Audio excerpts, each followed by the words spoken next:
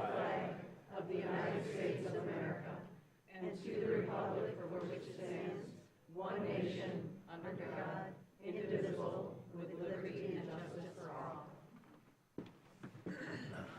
We also begin by acknowledging that the land on which we gather is the territory of the Ottawa and Chippewa peoples, who have stewarded this land through the generations. Thank you for your strength and resilience in protecting this land, inspiring us to uphold our responsibilities to do the same. Okay, and with that, we will now do our roll call, please, Benjamin. Yes, good evening, Commissioner Anderson. Here. Commissioner Shaw. Here. Commissioner Stanley. Here. Commissioner Treadwell. Commissioner Werner. Here. Mayor Pro Tem Wilson. Here. And Mayor Shamrow. Here. All right, and then we'll do announcements from the city manager, and my understanding is that Craig Patterson from WODA Group cannot join us, so he'll kind of be doing your announcements and his wrapped in one, correct? Yes, Mayor, All right. that's correct. I have some strategic planning updates for the community. The think tank and community visioning session report will be available by the end of the week. There will be a community survey going out. It will be published on January 6th and will be open for 4 weeks. We did put out a request for proposal for the Beitner and Woodmere properties, the city properties. Those are also due January 6th. And then on behalf of Craig Patterson from the WODA Group, he would like us to know that they are scheduled to close with MISHDA tomorrow afternoon for Annika 2, and then start work on demoing the current building. And just as a reminder, it's a 6% pilot with a term of 50 years, located at 1020 Hastings Street. It will be a 4-story building with 52 residential units. Of these, 6 will be barrier-free. 22 are targeted for residents with an annual income of 70 to 80% AMI. And WODA Cooper is working with Goodwill Northern Michigan to provide 19 units for those experiencing homelessness and assist the top 10% of Continuum of Care's prioritization list. And so that, Annika Place 2 will seek LEED silver certification, include EV charging stations, and is investing in electric heat.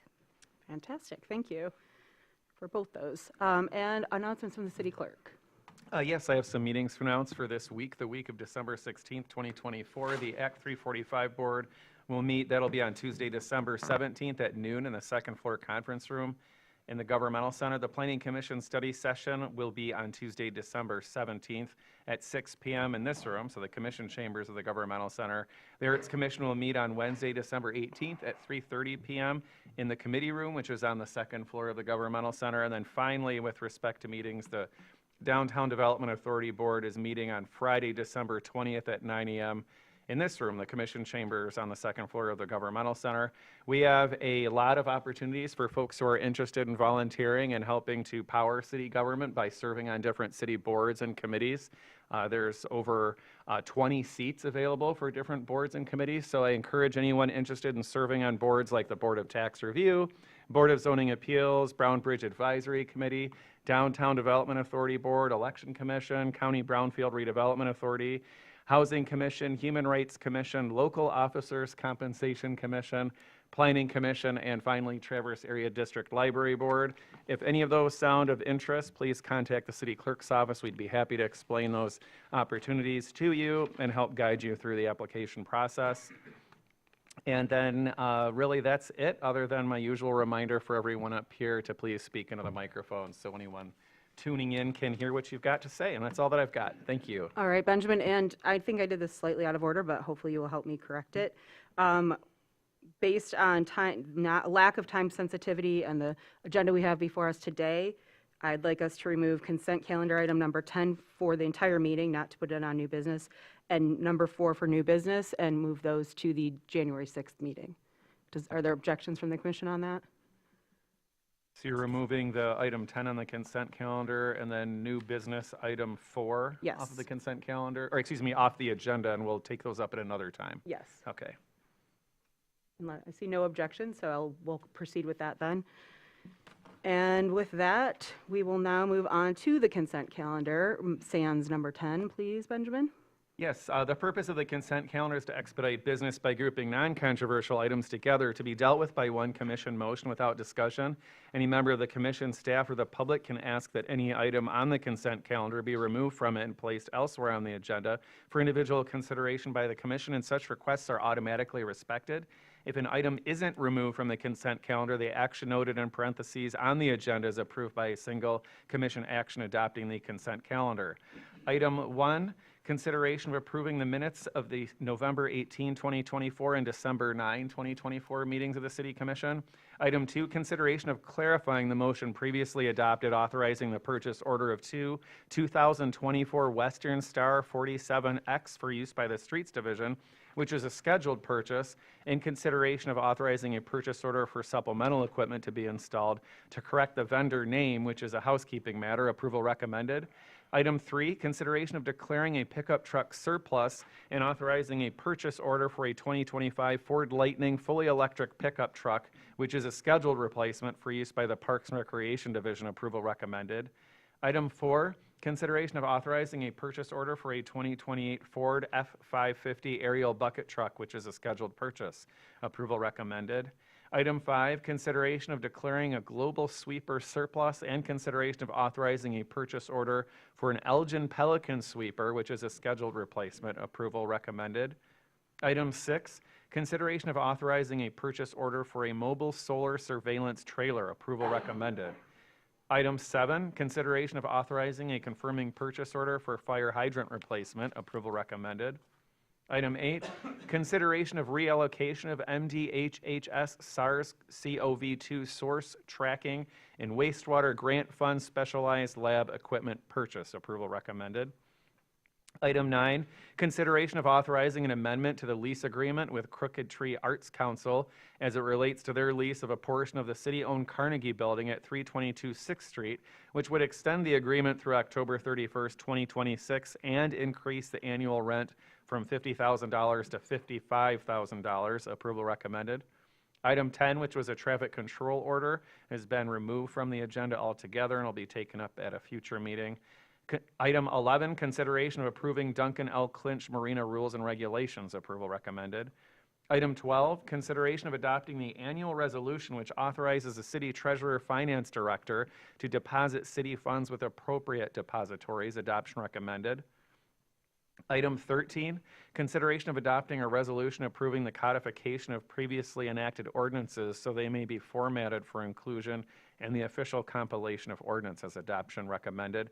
And finally, item 14, consideration of authorizing a resolution of support for coastal management grant with a resolution committing a total of $40,000 in local match. Adoption recommended. Okay, would any commissioners like items pulled from this? Commissioner Stanley? I would like to pull item number 9, please. Thank you. Commissioner Shaw? Item 11, Okay, and I'd like to make a comment on item 5. but not pull it. Okay, go ahead. That, Oh, sorry, Jackie, Jackie's hand was up, sorry. Go ahead, Jackie, with yours. Number 6, please. Okay. And then go ahead with you on number 5. item 5, which is a street sweeper.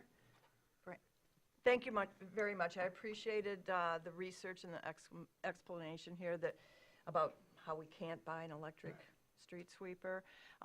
There seems to be a similar expense jolt in the electrification of city-owned buildings. But in the case of this sweeper, it's just really not practical at all. Of course, demand creates competition, and eventually it will bring down costs, but at this point, it's a luxury. However, we could cut back on some consulting fees here in the City Commission, and maybe we could afford some of these newer items. But for now, better luck next time. Sure thing. Thank you. Commissioner Treadwell, did you have your hand up? Can everybody Yes. put your hand out further? Sorry, sometimes with the way everybody's angled, I can't always see if you're just putting out a hair. Item 14. Item 14, okay. Commissioner Warner? Just a comment, a different comment on item 5, and it's more observation I had earlier today. It's about a street sweeper, $318,000. We're not pulling it. It's on the consent calendar. To me, it's just kind of a human nature thing. So we kind of shrug and be like, oh, $318,000 new street sweeper. We need to replace the old one. And yet later on the agenda, we're going to hear a lot about spending similar amounts of money on other topics, and we'll have some good discussions, I anticipate. But just to that human nature aspect of some things, once they get buried in our budget, if you will, we're like, $318,000, no big deal. That's all. Thank you, Commissioner Warner. All right, any other items that I missed? Did I miss anybody's? Okay. So we've got items 9, 11, 6, and 14 pulled from the commission. Would any member of the public like to pull any item that is not 9, 11, 6, or 14. Okay, so the items that have been removed relate to the Crooked Tree lease, marina rules and regulations, a purchase of a surveillance trailer, and then the coastal grant item that are on the agenda, or the Also- consent agenda. Yes, and also to let everybody know, there are copies of agendas up right outside the door there too, if you want to follow along. They'll be discussed individually in just a few moments, so the commission's still going to take them up, but they're not passing with this whole suite of items on the consent calendar as one item. Yes. Okay, then could I get a motion, seeing none, for the consent calendar, please? Make a motion to approve the consent calendar as amended. Thank you, Commissioner Stanley. And Mayor Pro Tem Wilson. Wait a second. Was 15 removed? There is too? one. Oh, you're looking Well, at the agenda from Agenda Review. So If you're in the the, packet, there's right, no 15. it's number 9 now. I'm in the packet and there is a 15. Okay, all right, fine. Okay, so, seeing no objections, I think, all in favor? Aye. Opposed? All right. So we'll start with item number 9, and this is the consideration of authorizing amendment to the lease of Crooked Tree at our Carnegie Building, essentially, as people popularly know it. Currently, the lease goes through October 31st, goes through summer of 2025. Yes, so if you'd like to, I'd like to hand this over to, if you don't mind, I'd like to hand it over to Liz, because we're going to introduce it and tee it up, and then I'll open up for questions from the commissioners. Thank you, Mayor Shamro. I wanted to take a moment to address the proposed lease extension for the current tenant, Crooked Tree Arts Council in the Carnegie Library Building. City staff, after working for months with CTAC, recommend for approval to the City Commission to extend their lease for an additional 15 months, beginning when the current lease ends in June. There are several factors at play in this recommendation. By extending this lease for 15 months, we can balance the immediate needs of the current tenant while making well-informed, long-term decisions about the use and maintenance of all city facilities. The Carnegie Library Building requires a thorough assessment of deferred and ongoing maintenance issues. While we've recently addressed immediate HVAC concerns, such as replacing the chiller in September and replacing a blower assembly just a week ago, the building still needs a comprehensive evaluation to understand its long-term needs. And while we've heard that other parties are interested in leasing this space, we believe this extension is the right decision for the current tenant and for city staff. This additional time will allow us to evaluate the Carnegie Library and all city-owned properties. Our goal is to take a unified approach, managing leases, ensuring fairness and consistency. We've also received feedback suggesting this discussion should be part of a City Commission study session. I completely agree. The Carnegie Library is one piece of a much larger conversation we need to have about facilities and their uses. This includes the facilities master plan and evaluation of other city-owned buildings and next steps for the Bijou, which will be vacated by the Traverse City Film Festival at the end of this month. I recommend adding a discussion on the Carnegie and Bijou to the study session scheduled for February 10th, 2025, when we will also hear from Tower Pinkster on the facility master plan. Okay. Thank and you. So now with that, Commissioner Stanley, because you had it pulled, I just thought that might add a little context for everybody. I do appreciate that. I pulled this because I thought it did warrant for further discussion, not just being on the consent calendar.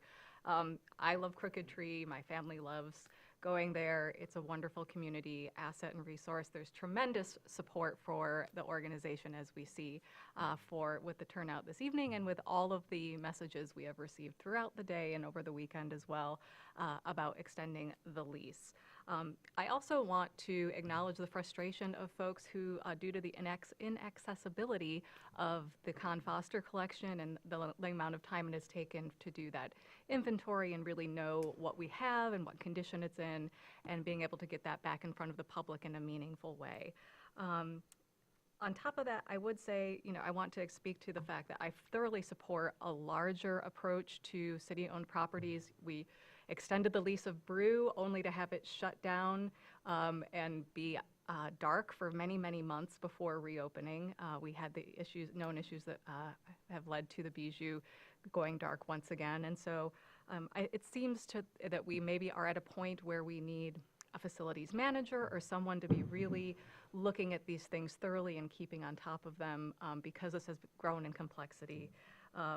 And I will be supporting extending this lease because of the recognition of the amount of time it would take to find another facility if that's needed or wanted. But I also really want to acknowledge that there are significant issues with that building that may require some really interesting reallocation of spaces. So I will be supporting this, but I wanted this to be something that we were able to discuss. Thank you for that, Commissioner Stanley. Other commissioners? Go ahead, Heather. Here, here. Very well said, Commissioner Stanley. Agreed.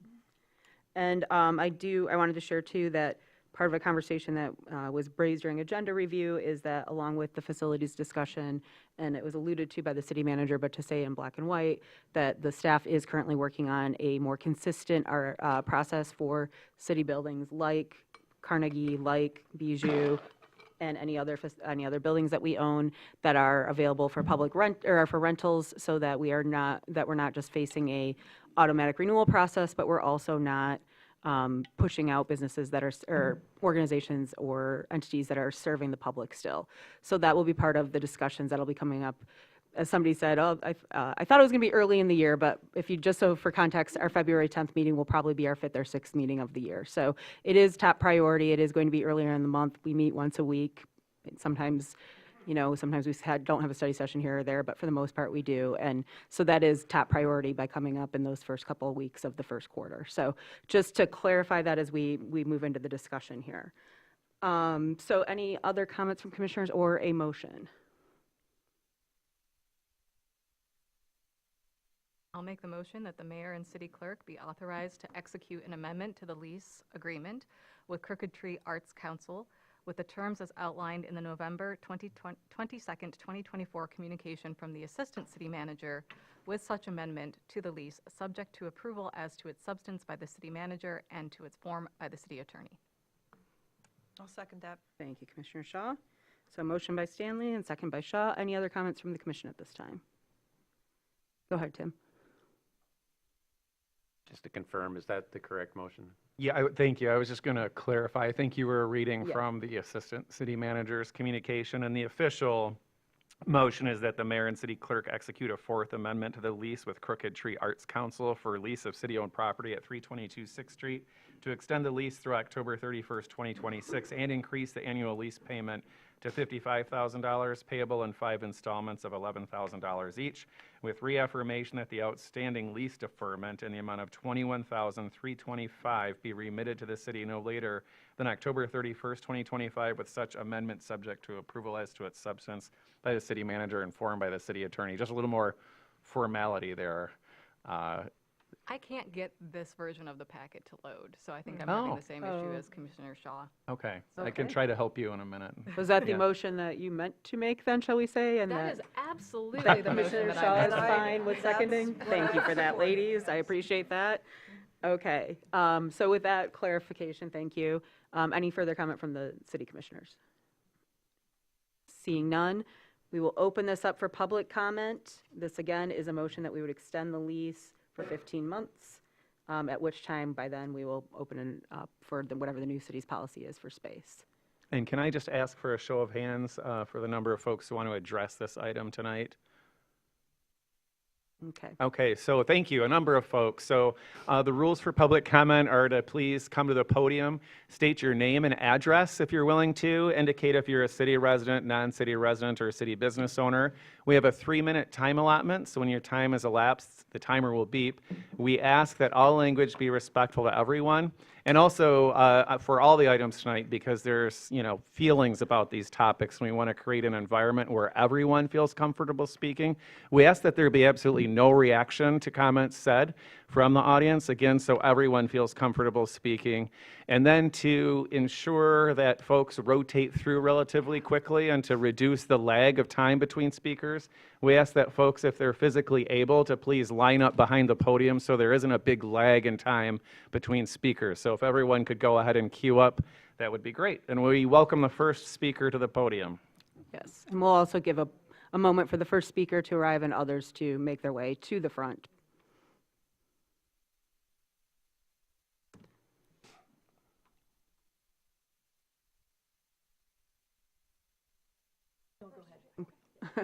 Very polite, we appreciate that. Hi, My name is Amy Barrett.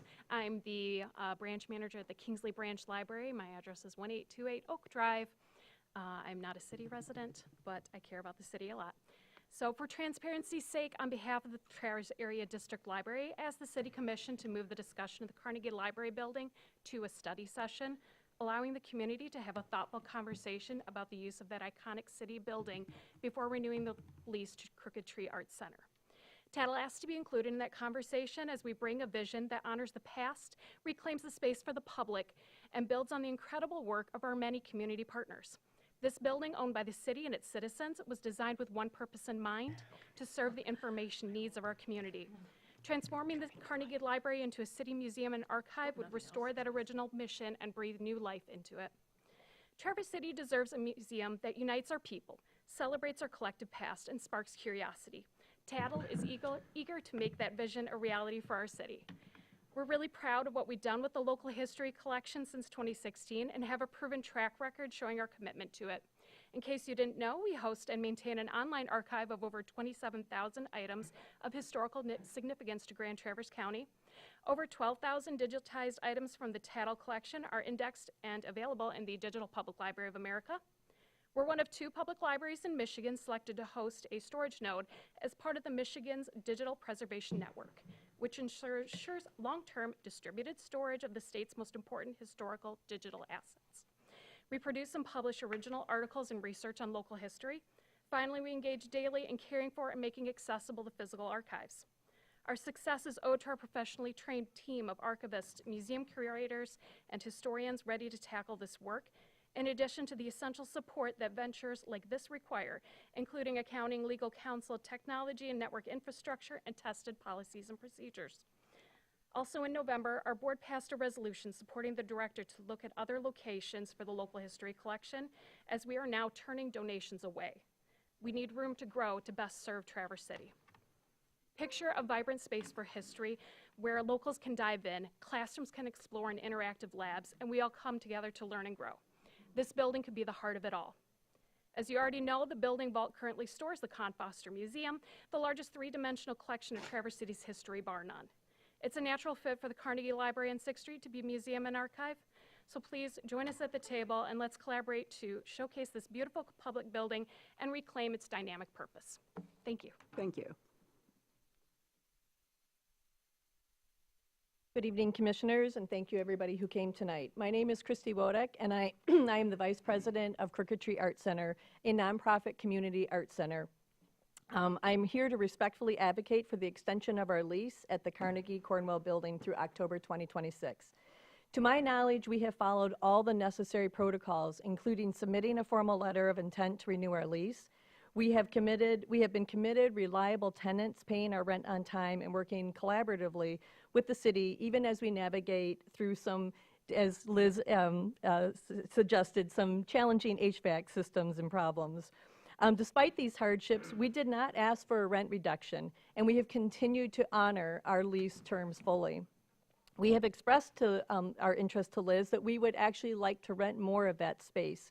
To expand the use of the space, it would specifically help us provide more content and programming to our community.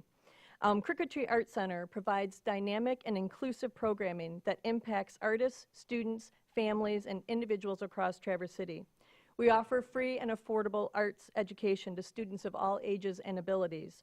Our youth programming has grown significantly since we've been in that space.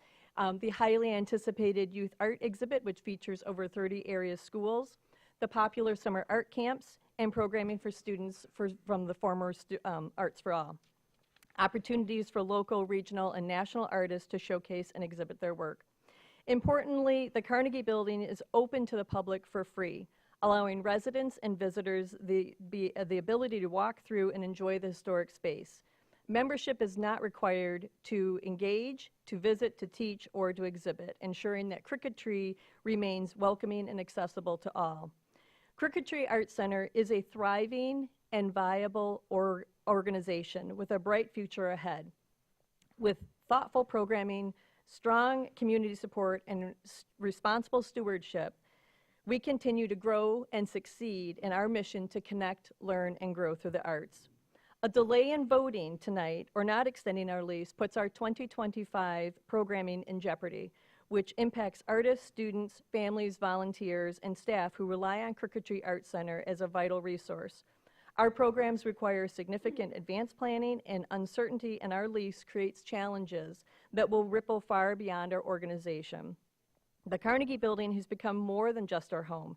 It is a hub for creativity and connection, serving thousands annually. With the lease extension, we will continue to expand opportunities, steward this historic building, and serve as a cornerstone of Traverse City's cultural landscape. I urge you to vote in favor of extending our lease tonight. Your support will allow us to continue.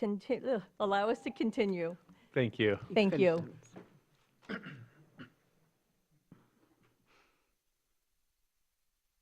My name is Nancy Bordine. I live at 302 West 12th Street. I am a Traverse City resident. I was a board member of the Grand Traverse Heritage Center when it occupied the Carnegie Building. I have a long history of doing presentations on Traverse City history for the community. I just learned about this message this afternoon, so I do not have a prepared message. I'm trying not to say ums or anything. My point is that Andrew Carnegie had that building built to serve as a library. Perry Hanna donated that land to the city for building a library. I think that restoring that building's purpose as a historical center for our community brings back a very much missed part of our community, and the programs we presented teaching area children about Michigan history and Traverse City history, and the many programs that the museum put on, I think deserve to come back home to the Carnegie Building. I am not in favor of cutting the Arts Council's, the Crooked Tree. Their lease, I think it makes sense to extend it for 15 months so that they have time to prepare for an alternative, but I really would encourage you to consider making this a study group, because there are many people who passionately miss history in Traverse City. Thank you. Thank you. Hi, I'm Mary Beth Kelly Lowe. I live at 410 Fifth Street, so I am a neighbor of Crooked Tree. I also live in one of Perry Hanna's houses, so I'm a lover of history. But I have to say, I'm in Crooked Tree probably at least twice a month. It is alive and well, and the historic building is used beautifully. And it would be a shame to disrupt what is going on and has been an ongoing thing with the idea that we're supporting something that's not yet planned or figured out. In my past, I ran a science museum. I've also worked in a natural history museum, and I know what it takes to take a facility and turn it into a new purpose or back to its old purpose. So, I mean, that's a thing, that's a great idea, and it takes a lot of time and a lot of money, and it takes a lot of buy-in. It needs a feasibility study. I'm not opposed to any of that, but right now we have a very important artistic center that has beautiful use of that building and has people in it all the time. It has young artists coming, it has children, it has people from all over the country coming to do these paint Traverse City plein air events. And so I think I would urge you tonight to, yes, go ahead and approve that lease for this period. And that other discussion is something that certainly is part of what you're planning and you want to do. So I would encourage you to vote yes tonight. Thank you. Thank you. I saw more hands in that up. Were there more people who wanted to talk? Please, again, if you can, line up a little.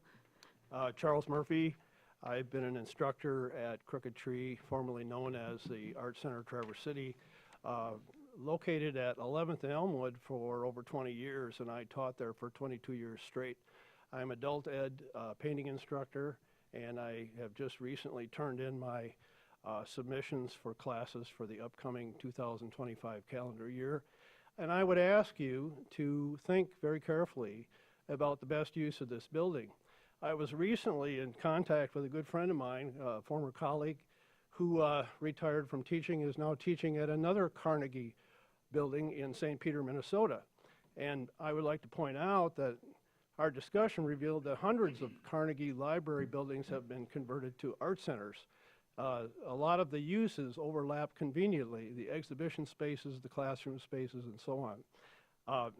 I would just like to say that I appreciate the fact that you're considering wisely what's to be done with the building, but I would ask, in light of what the community's best use would be, this is a vital, thriving art center, and it'd be a shame to see it become just a storehouse for museum pieces. I am no enemy of historical museums by any stretch of the imagination, but I'm a resident of that neighborhood, and so I've seen the contrast between what was formerly there and what is now. So thank you very much. Thank you. Armin Chanefelt, 7402 East Shore Road. I'm at the base of Peninsula, so 2 miles out of Traverse City, but this is my city. I want to commend you guys for putting forth a plan to look at your facilities usage over time, and a strategic plan is critically important for doing this. I would argue this discussion illustrates why it's so important. A number of good points have been made on either side of the argument. I think there is a very clear practical consideration that the extension of the lease allows enough time to pass to complete the facilities analysis and to make good decisions. I recently stepped off the board of the Peninsula Township, and the biggest learning for me there was things take time to come to the right answer. I don't know what the right answer here is, although I will argue for the Art Center in a second. But I think it's important to take due time to come to the proper conclusion. With respect to the Art Center, it is one of the few art centers in the area, right? And so in my mind, we have this competing issue of wanting to essentially extinguish an arts program to put another kind of cultural thing in its place. And so that equivalency or trade-off I struggle with, just a priori. Which is best, which is better, I don't know the answer, but we only have Crooked Tree in this area, and as was said by the previous speaker and the speaker before that, it has grown, its impact is profound, its influence on the community is very large, and particularly from my perspective, its ability to reach out and expose our kids and children to art and what they can do with it is profoundly important, and something that we lost for a number of years, and I'm so happy Traverse City has it now. Thank you. Thank you. Good evening. My name is Steve Stannard. I live at 1016 Peninsula Drive. I'd like to encourage the commission to approve without condition. Was it item 10? Mm-hmm. Yep. 9. No, 9. Item 9 tonight. And just as an aside, Crooked Tree has been one of the most prolific quasi-public uses that we've had in the town. It's a cherished facility. And just to demonstrate the level of concern about the timing of this item, I'd like to ask everyone back here that's from Crooked Tree or an advocate of Crooked Tree tonight to raise their hands or stand up.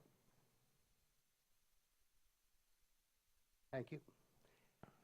That's all I have to say. There's been wonderful, wonderful comments here. I think the gist of my comments would be lost if I added anything else. Thank you. Thank you. I'm sorry, I wasn't going to say anything about that, but it's Kevin Summers, 3785 Brook Drive, so just outside of the city. To me, the solution is like intuitively obvious, so I'm a little frustrated that it is like a turf war for a community-owned building. It makes sense to me that history exhibitions and art exhibitions can share the same spot. So why don't we just work together? I don't know if these people have sat down and talked at all, but like a turf war like this seems so stupid. And I'm sorry if that doesn't sound respectful, but come on, it's Traverse City. Let's just, I mean, I'm going to have another building over at the Con Foster Museum to use. Like, sitting down and talking about it would be nice. that's all I have to say. Thank you. Please refrain from reactions. Thanks for all the comments in support of Crooked Tree. I'm Brian Eiler, the gallery and volunteer coordinator there. I live in Lake Ann. Very grateful to work at Crooked Tree Art Center. From a personal point of view, I really wouldn't want to lose my job. And I would ask that you please extend the lease till October 2026. I have seen Crooked Tree has done a lot of good for a lot of people. Thank you. Would you mind, sir, just for the record, spelling your last name? Sure, it's I-L-E-R, like Tyler, but silent T. Great, thank you, thank you.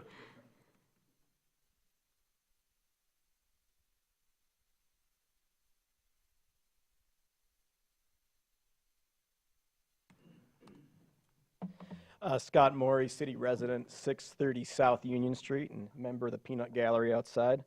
I come to you as a city resident and also as part of Team Library. So as a city resident, I guess my question is, when there are other parties that are interested in using this space, why wouldn't there be an RFP or some kind of discussion process? It feels like that isn't fair to the people who are in this community. As one of my colleagues pointed out, we have a track record of caring a lot about our local history. And right now, we cannot keep up. We have people coming to us every single day with material that they want to donate. We do not have the space. So every day, we are losing important parts of our history. Our community deserves a museum. The library is ready to help make that happen. And I think 2 years is way too long to wait for that, as we're basically having to turn people away with their donations. So I totally value what Crooked Tree does, but I feel like this needs to be a bigger discussion, and I would urge the commission to hold off on approving this lease now and give time for all the parties to come together and hopefully find a solution that would make everybody in this room feel better about how this decision was made and how we reached this point. Thank you. Thank you. Any other public comment?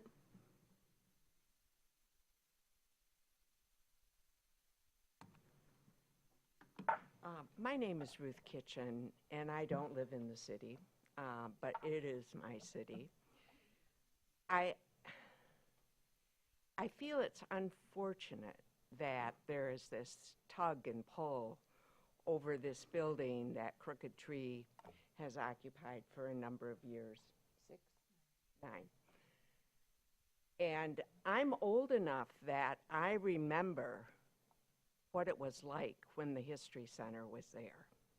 We had a painting group, and we rented the classroom downstairs with the History Center still there. It was sad, and it didn't have the funding it needed. I don't know if there's new funding that they're going to have for those exhibits, but Crooked Tree right now is vibrant. We have a building that's well taken care of. It's light, it's airy, the community can come there.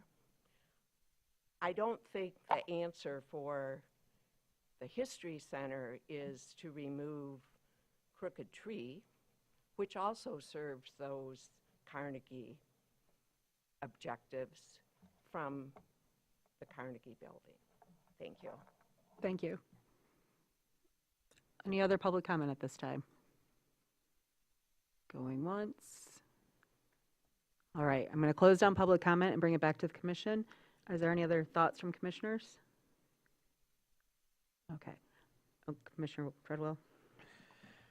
Yeah, so I'm not sure how pertinent this is aside from the place, but I do think it's a little odd that this support is for Crooked Tree specifically and not an art center here. In terms of establishing a sense of place and having names that relate to the place that they are, Crooked Tree relates to an area in Emmett County over 2 hours away from us. We have native heritage here that a name could have better honored than taking a name from someplace else that doesn't apply to our own local history. Okay, thank you for that, Commissioner Treadwell.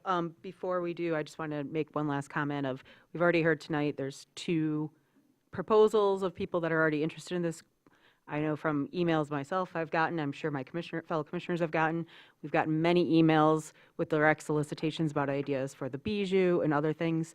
So I would just like to put this in the context, because I think I forgot to mention it earlier when we were talking. Typically, when we've renewed leases in the past, and Commissioner Warner can attest, for Brew, for the Bijou when we initially renewed it, we look at usually 10 years. So the 15 months on this is with the idea of us doing an assessment of the building and not being bad landlords for whomever is going to be there long-term, as well as kind of fine-tuning this process so that whether somebody, as we mentioned, is trying to rent the Bijou, or sorry, not rent the Bijou, but become tenants of the Bijou or Carnegie or wherever, that we will have a set policy that's fair. We don't know what else other proposals might be out there for Carnegie. Mr. Summers' proposal might even have time to percolate and germ, and someone might take up that too. So I just want to know that I just want people to know that we know there's a lot of passion about what's in that building in particular, but also what's in there, and that this 15 months is really meant as a time for introspection and review, and not a lasting permanent thing. I know someone said 2 years is a long time to wait. I've been in government long enough to know that 2 years can go by in a blink of an eye, and getting something done in a couple of years can actually be quite the accomplishment. So however you're feeling tonight, I hope you know that we are all very conscious of this space and the importance it is in the public, and that we really do honor all of the concerns and excitement that people have brought to us tonight. So with that, I will call for the vote. All in favor? Aye. Opposed? Motion passes. Thank you all for coming tonight and sharing that. If you were here just for that item and want to leave, we'll take a brief pause. If you want to stick around for the rest of the consent calendar and our items, you are more than welcome to. We have some great discussions coming up on housing and homelessness, but I understand too that people sometimes have other things to do with their evenings. Not a long pause, so be quick. Okay. I mean, we can continue with our, if he wanders too far. Well, that was a wander too far. Supposed to be here for 2 hours. You see him I know, I leave? was looking at Mark. You don't have to if you need to. I mean, it's not my, That's what I feel. I just wondered if you knew. It's 2 hours. Yeah. Only when there's presentations. I know. Bugs Bunny. did. Yeah. That's a good idea, Tim. Yes. Have some Looney Tunes. No, not for a moment. No, it wasn't a difficult decision. We don't want people to forget coats or anything, but also if you could kind of make your way, we do have a lot more, many more agenda items, so we would appreciate too if there's a little haste. Students, you have to wait just a hair longer. Unless you absolutely have to go. Well, I might even do 8:30 to be honest, but we'll see where there's a good break. At this rate, we'll be getting done with consent calendar at 8:30. I think you're supposed to stay here for 2 hours, aren't you, according to your school? They can sign for you, but they may want to wait until 9 o'clock. It's up to them. Thanks for the break. Yeah. What's that? Thanks for the break. We'll probably have another one for the students to sign in 45 minutes or so. He was presuming I didn't know. So every time your water and bathroom break. No, that is fair. And we'll see if the amount of Yeah. items that, Trying to sneak out of here. Yeah, I know. All right, we're going to get this going so our students can hear a little bit more, because I believe you're obligated to be here for an hour and a half to 2 hours. So we're going to try and move this along so we can hit a good breaking point. So we'll move on now to consent calendar item 11, which is consideration of approving the Clinch Marina rules and regulations.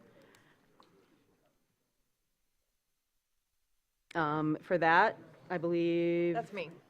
Yes, sorry, thank you. I was looking at my notes and not seeing them, so thank you, Heather. So this is about not having any recycling containers at the marina. Their rules and regulations talk about trash, but not recycling. I did hear from City Manager Vogel that there was recycling once at the marina, but they're not doing it anymore. I want an amendment to their rules and regulations so that it's not just trash. It says trash and recycling, that dumpsters are provided next to the white storage building. Please separate bagged trash and recycling and place in these containers, et cetera, et cetera. Recycling is not an amenity, it is a necessity. We need recycling back at our marina. Thank you for that. That's a good point. We have it as part of our city pickup included. City Manager, did you have anything to address to that, or is that something? No, I spoke with Mr. Deturi, and we can certainly accommodate that amendment. So we could amend it right now and go ahead with it? Yes. Okay. Wonderful. So I'm going to look to Mr. Marentet to let us know what that motion might sound like. Give me 1 second. I want to just get to that section of No problem. the rules.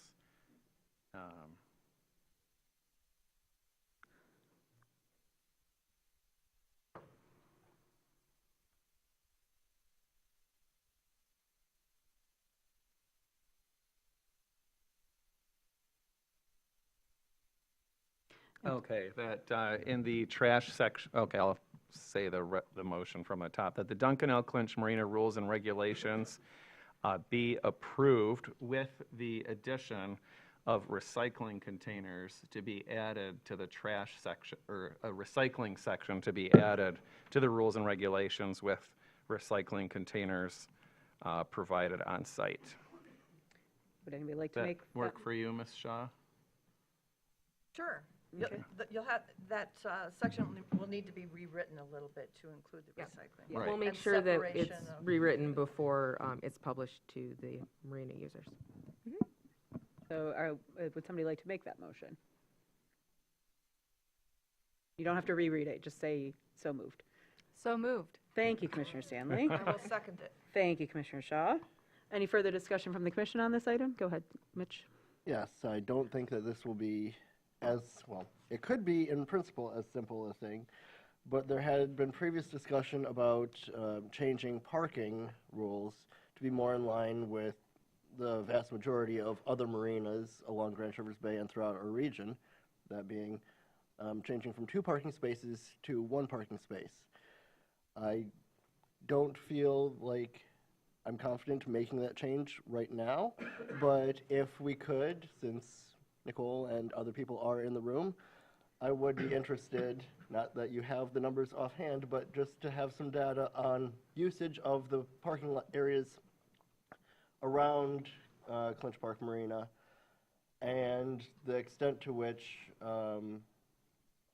it provides ample parking for not just marina users, but visitors to the park, non-marina boat users of the boat launch there, and the general public. So you would like that update at a time in the future when she Yes. can bring us that data? Noted, I think, by staff. Perfect. Okay, any other commission discussion on this item? Seeing none, any public comment on this item? Seeing none, I'll bring it back. All in favor? Aye. Aye. Opposed? Motion passes. Okay, we're moving on to item number 6, and I believe Commissioner Anderson pulled this one? Yes, Okay. I did, thank you. In reading the proposal, I couldn't help but note how many of the occasions for use were going to be downtown-based events, and I just wondered if there was any consideration for the DDA to chip in on helping to cover the cost. I'll have Chief come up and address this, but I believe DDA has a proposal in front of them to purchase one themselves for downtown as well. So this would be a second unit. Good evening, Matt Richmond, Chief of Police, Traverse City Police Department. I have been in front of the DDA many times. They have some money that I've been told is allocated towards cameras. The fact is I want more than just the one trailer, so I am seeking several different funding sources. I did budget for this one in our budget for this year and received a private donation for half the amount of this trailer. We want to get one trailer tested out, make sure it's the one that we want, and then I will be going back in front of the DDA asking them to fund another one. Thank you. And sure, Tim? Yeah, I was able to attend that DDA meeting, and they had some very good conversations, even for the DDA, asking why should the DDA fund it and not, for instance, the Cherry Festival fund it if the Cherry Festival is the main beneficiary. but they have yet to vote on anything. But I have similar questions as far as who's benefiting, and we see in our packet, Cherry T-Ball Drop, Cherry Festival, et cetera. So I'm not opposed to those entities purchasing it, but I'm not supportive of this motion in front of us tonight because I don't see strong justification for it as far as is there a specific type of crime that's been on the rise over the past several years that we're trying to address? Do we have studies from other communities that have used these that shows it's had an impact on crime? There is a bullet point in there that says, for now, there will be no facial recognition technology, but that's for now. I'm just generally troubled by video surveillance and facial recognition. Please No applause, refrain. please. And so with a really strong case, I might be able to support it, but this to me looks more like something, it's an ask, but there's not a strong case here. Go ahead, Commissioner Treadwell. Yes, echoing a lot of Commissioner Werner's concerns. I think that, yes, this could be a useful tool for our police department to have, but it is not a needed tool in that we have a number of both public and private cameras in the downtown area. Certainly, there can be better coordination and communication between law enforcement and private entities that have their own cameras, but it's not so much that we have specific needs that in locations that can't be addressed with a fixed camera. And also, if the main time that will be used and the need for mobility is during events and festivals, I would like to see cost sharing from those events and festivals, especially if it's going to be primarily used in the DDA area and the DDA is considering purchasing one of their own. It seems somewhat redundant for the city to purchase one as well. I'm going to just clarify something that you just said, Commissioner Treadwell, which is, I think as a body up here, we cannot talk about private because we have no way to compel private unless there's a warrant, at which point may or may not be relevant. I'm not saying that the other points made aren't valid, but that also points into the fact, and I'm not saying this as being for this stat, but I believe that the stat is that when you are out in public, you're on camera on average every 16 seconds. So I also think that we are a little past the worry about us being on camera. So whether we want to talk about the cost, we want to talk about what that looks like from a city standpoint, I don't disagree with that at all, but as was just pointed out, between ATM cameras and security cameras and Ring cameras, we are all on cameras at varying times. And so I'm not saying that justifies what does or doesn't. I'd like to hear more from the chief on this, but of how you'd see multiples being used effectively or not, or what kind of crimes.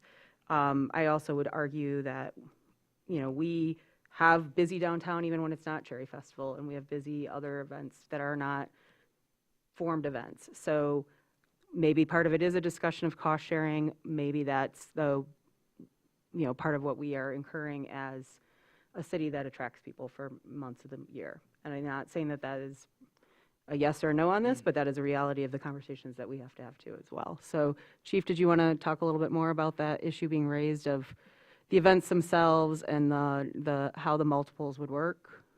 So just to point out, we already use cameras at many of these events.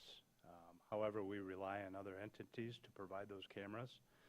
During the Cherry Fest alone, we sometimes have between 12 and 20 cameras that we're actively watching when our command post is up and running. That is to ensure the safety of the event goers, workers, allocate resources, and help our officers respond to incidences during those events. I would push back a little bit that this is totally on the DDA. DDA is within the city of Traverse City. One of our responsibilities is public safety of all citizens, no matter where it's at within the city.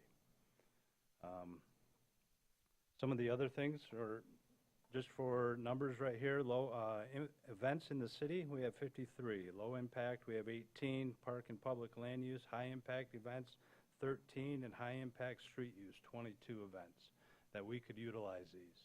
The reason for multiple is if we have 10,000 people down at the Cherry T-Ball, that's usually the estimate that they give, that expands 2 blocks. We could have one at each end so that we are able to watch crowds and augment some of those resources that we have in personnel so that we can put them in strategic places and respond to calls accordingly. We had 4 dignitary visits this year that we utilized cameras. Kind of unfair that we rely on other entities and some events get cameras and some do not. The Cherry Fest had cameras this year. We requested that for the Pride festivities down at the open space. Those cameras that we were asking to borrow from MSP were being utilized somewhere else in the state. The tree lighting and light parade. I've heard about 8,000 people there. Cherry T-Ball again, 10,000. We've requested those cameras again to help with the safety of our citizens and the people attending those events. MSP has taken those offline for maintenance and winterization. So this is for us to be able to utilize these cameras when we need them. Do we have a rise in crime right now? Not necessarily, but there could be one tomorrow or next week. And we won't have those cameras because it could be months down the road before we can buy one. But the fact that we have the equipment to respond to the need of our citizens is what I'm asking for. Go ahead, Heather. So for the events where you need cameras, you're actually renting them from someplace? We're borrowing them from MSP. Oh, okay. Well, I see this as a rather modest ask. I mean, we just approved $300,000 plus for a street sweeper. Here it's $18,000, $19,000. It only takes one horrible thing to happen and you say, oh shucks, I should Excuse me, please, Colt, refrain. We will have public comment in a couple minutes here. should have spent $19,000 to help out with surveillance. So I will support this. Just if I could add to Commissioner Shaw's comment, the Traverse City Police Department was out in the forefront of body-worn cameras, and we sought to equip our officers with body-worn cameras, and were denied that request until something bad happened, at which point it came before the commission, and the commission immediately allocated $100,000 for body-worn cameras that we had been seeking prior to that. So instead of waiting for something to happen, this is the request that I'm asking for. Thank you. Go ahead, Mark. As point out, things have happened, and there still are unsolved crimes in the city, terrible ones that happened during some of these major events that I think proper surveillance at that time could have really helped. Go ahead, Commissioner Stanley. So when we do have access to cameras for these large-scale events, I'm imagining it's not just live surveillance. Is there some period of recording that's happening at that time as well? So these have recording capabilities. They record in case we need to go back to pull that for evidence or that we are not actively watching them. When the command post is open, the cameras are live so that we can go to them in need. We don't sit there and watch them the whole entire time, Sure. But if a call comes out during the fireworks or during another large event where we can handle it via camera or at least assess the situation before our officers get there, that's what we do. And if we have to go back, we can pull that footage from later on. Is there a policy regarding the length of time that those recordings are maintained? Yes, we currently have a policy on our public safety video surveillance. We would set it at 30 days. Now, obviously, if that film becomes part of a crime or evidence, then we would pull that and retain it according to our retention policy for that. Thank you for clarifying that. Okay, and I guess I would have a question because a point was raised about the wording of facial recognition at this time. I think that would be something that if we were to move into that would be a bigger public discussion that we would want to have. Is that something we can amend in the contract, or? Yeah, I don't think that's in the thing. I just, this equipment, this technology has the capability of that, but we can choose not to use that. We can choose to turn that off and not utilize that feature, which I don't have a plan on utilizing.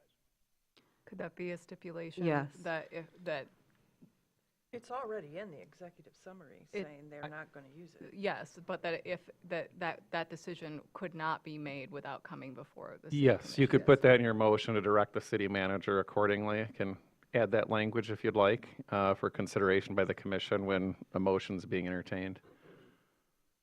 Okay. Do we have other questions for Chief right now? Or would someone like to make a motion?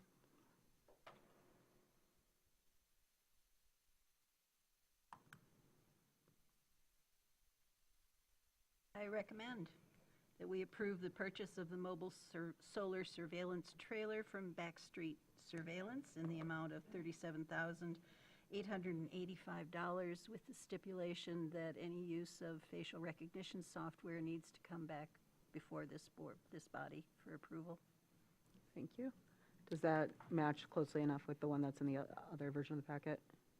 Yes, I'll just add that, of course, we're authorizing the city manager to issue that purchase order with funds to come from the police department's budget with $18,942.50 to be covered from a private donation.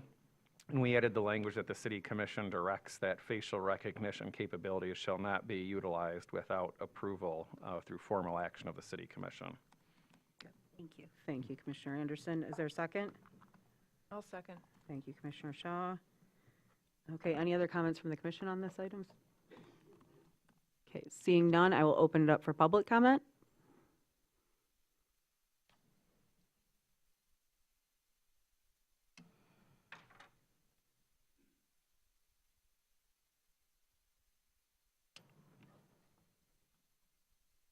Hi, I'm Joe. I'm your neighbor. Basically, yeah, just like the commissioner coming up here, like a limping little doggy, like asking for money, in regards to like more surveillance. Technology really like kind of should like scare people a little bit. It's not that, you know, we should be fear mongering for the next event and being like scared for what's going to happen. It's more of just like teeing up for like the possibilities in the future for further oppression. Not only by the cops in our local area, but by the state in general. And I think it just like would be empowering a future government happening next year to like take advantage of that. So I just strongly want to like tell you to like consider like thinking about accepting this proposal. So thank you. Thank you. I just want to remind folks that we can't require it, but we do request that language be respectful to everyone. Thank you. Yeah, so yeah, I think it's pretty despicable that, you know, in the context of some of the ordinances that have been proposed by Chief Richmond, I kind of see how this surveillance ask kind of plays into some things I think are pretty concerning. Also, you know, you got people in this crowd who are, you know, trying to get funding for stuff like Safe Harbor, other initiatives that actually help people, that, you know, actually can do things to reduce crime other than just putting a camera up, because honestly, I don't see how a camera is going to prevent any act from happening. That's just my 2 cents. And if you're willing, you don't have to. Would you mind stating your name? No. Okay. I don't remember a time a camera's ever prevented a crime, and like $37,000 seems like an awful waste of Traverse City resources that could go to, I don't know, housing in the area. Why not give that to Safe Harbor or something? That could build a tiny house, a really nice one. 37 grand? That's a waste of money. It's not going to stop any crime, and like was said here, people are photographed, what, every 16 seconds in public? Most of all the major crimes that have happened on the news and shit. Excuse my language.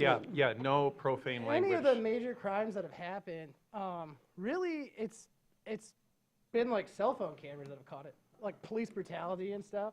So I think that's a gross misuse of funds. There's already plenty of cameras downtown, as was stated, and everybody has a camera in their pocket these days. So yeah.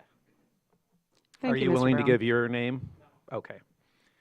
Andy Mark, Mr. Brown. 2875 East Railroad Avenue, Interlochen. I work for emergency services, a couple of different departments in the area, and these cameras have been used to guide first responders in at the Cherry Festival to a medical emergency. I have seen cameras work firsthand to help save lives. Prevent crime? Couldn't tell you that, but I can tell you, Chief, you guys in the command center have done a great job utilizing these cameras to help guide us in to help save lives when a medical emergency occurred at the Cherry Festival. So there's other things to look at other than just the crime and the catching people. Sure, 1984 is scary, but like Mayor Shamrow said, there's cameras everywhere. And I think there's 4 or 5 of them watching me right now. Big bald spot, not comfortable with that. But hope when you're considering this, you look at there's other uses for these cameras at the same time than just the law enforcement trying to catch the bad guy for the thing that may happen. Medical emergencies happen at every event. Thank you. Thank you. My name is Justin Reed, 630 Cottage Drive, Apartment 1B. I think the cameras can be both good and useful, but also can be not so useful. One example is when the tray ball drop happens down on Front Street. It's one way, but you have people who will take a right onto the wrong way of Front Street, and there can be somebody hit by somebody going the wrong way on Front Street during the T-ball drop. That happens frequently. There's always one driver who makes that turn into going the wrong way. I think a camera would help in that instance. I think that, like with the medical thing, if there's a big crowd and there's a camera there that can show where the medical emergency is happening at, it does guide emergency medical to where it's happening at. So I think that like I said, that I'm a neutral in that opinion of the cameras. Thank you. Thank you. Hello. Fred Bimber, 1223 Randolph Street. I'm a city resident. I support this request. I think it's a reasonable amount of money to spend for this purpose. The only experience I've had personally relevant to this was to personally witness an assault that occurred in the alley between the Masonic Building and the Union Street Station. It occurred with a gathering of a large crowd.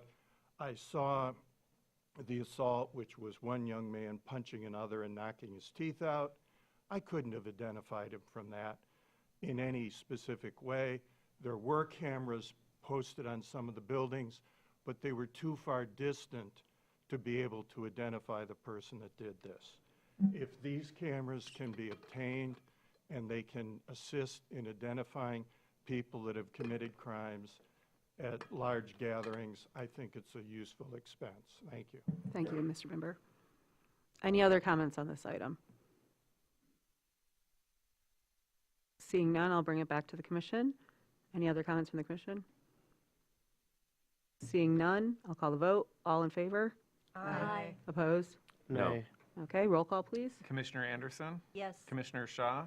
Yes. Commissioner Stanley? Yes. Commissioner Treadwell? No. Commissioner Werner? No. Mayor Pro Tem Wilson? Yes. And Mayor Shamrow? Yes. Motion carries. Thank you. Okay, moving on to item 14. That is the resolution of support for coastal management grants. And Commissioner Warner, I believe you had this pulled? Oh, no, Commissioner Treadwell did. Sorry. Go right ahead. And what was your concerns or what questions did you have, Commissioner Treadwell? That these grants are intended to help improve coastal areas and make them more resilient. It is in this general vicinity that at West End we have for a while been kicking the ball back and forth about how that parking lot will be repaired. It is not a city park, but on the other end, near the volleyball courts, is the Joint Rec Authority's parcel that has similarly seen damage from the high water 5-6 years ago that has not been repaired. And I am wondering if there was any application or if there was any investigation into applying for these grants to address those coastal issues. Well, I guess I'd first say that the West End Beach has been brought forward with a budget. It just hasn't been voted yet. So that's where that is. But do we have an answer on, have we looked at that for either or both of those? I'd like to introduce Leslie Stickerman with the Planning Department, who could help answer those questions. Thank you. Good evening. I do have some maps for you that can kind of show where the proposed properties are that this would be covering. And it does include those two exact properties that you talked about. Yes. With some strategically planted dune grass and other stabilizing deep-rooted plantings to help with erosion in those two locations. We're also asking for some controlled pathways to provide access to beachfront and to keep people, to help deter people from walking in areas where there is vegetation to help with erosion control as well. So that's what's included with this proposal and in this conceptual application as we have it right now to the Coastal Management Group. And wanted to tell you, in addition, lost my train of thought, but it does cover those two areas, and I've got some maps for you. Yes, I'd be very interested in seeing those details. Thank you.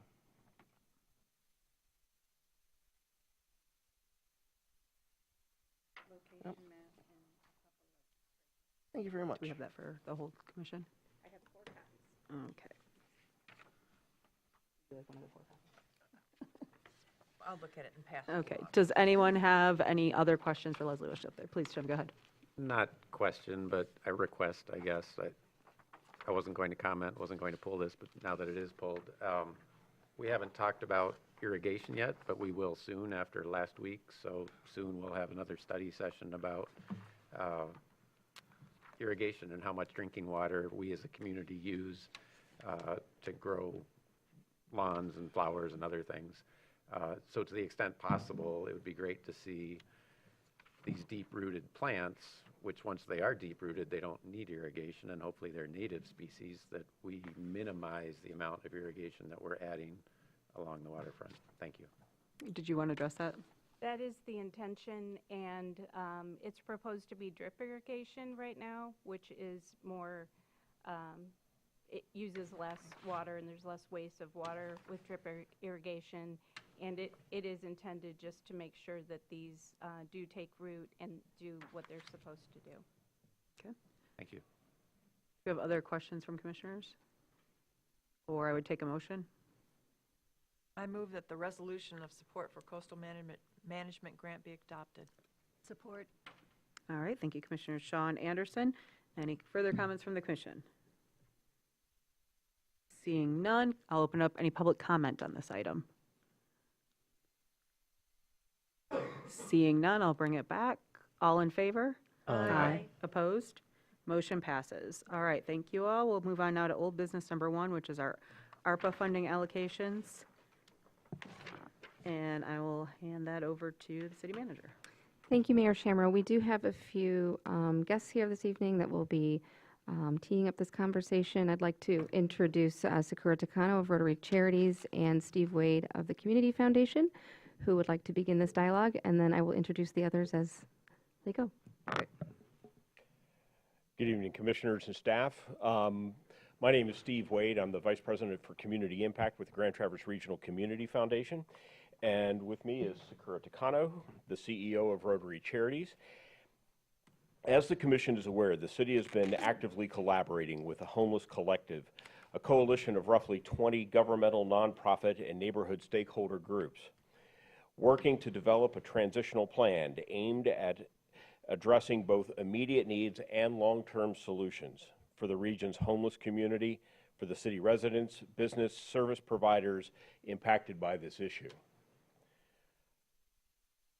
The collective's primary focus has been fostering a safer shelter alternative to encampments like the Pines, creating better communication and collaboration between constituent groups, and exploring how to expand the capacity for year-round shelter to build a healthier and safer community. One of the key recommendations of this is to expand Safe Harbor's hours of service or days of service from October 15th, currently October 15th through April 30th, to offer shelter beds year-round, increasing support and service connectivity for individuals experiencing unsheltered homelessness. This boost in shelter capacity is an essential step forward. The group has hosted other ideas for shelter sites outside the city, and we collectively recommend the urgency to quickly identify alternatives to the Pines for the safe, healthy, and well-being of those who are unsheltered, our neighbors, and our businesses. Sakura? Thanks, Steve. Good evening, Commissioners. Opening Safe Harbor year-round will help minimize the number of unsheltered individuals. This, in conjunction with coordinated homeless diversion and street outreach programs, can help the community focus on steps to permanently end a person's homelessness, adequate and safe housing. To that end, your previous support of assembling a regional homelessness task force is greatly appreciated. The critical next step in enabling Safe Harbor to operate year-round is ensuring that it has all the essential financial resources in place to cover increased operational costs associated with year-round operations and maintenance, a nearly $600,000 increase in its annual operating budget. To help bridge this gap, Safe Harbor and the Homelessness Collective are requesting that the City Commission approve an appropriation of $125,000 in 2024 and another $125,000 in 2025. Importantly, Safe Harbor and the Homelessness Collective plan to request a similar financial commitment from the Grand Traverse County Commission. It is also reaching out to other government and nonprofit partners for additional financial support. Safe Harbor needs the entirety of funding commitments to be secured before the end of January 2025 to receive timely approval of a special land use permit and have the necessary staff committed and in place to operate year-round.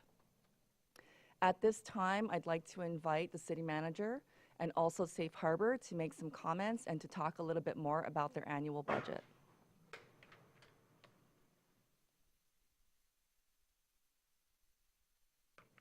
People vying for the mics.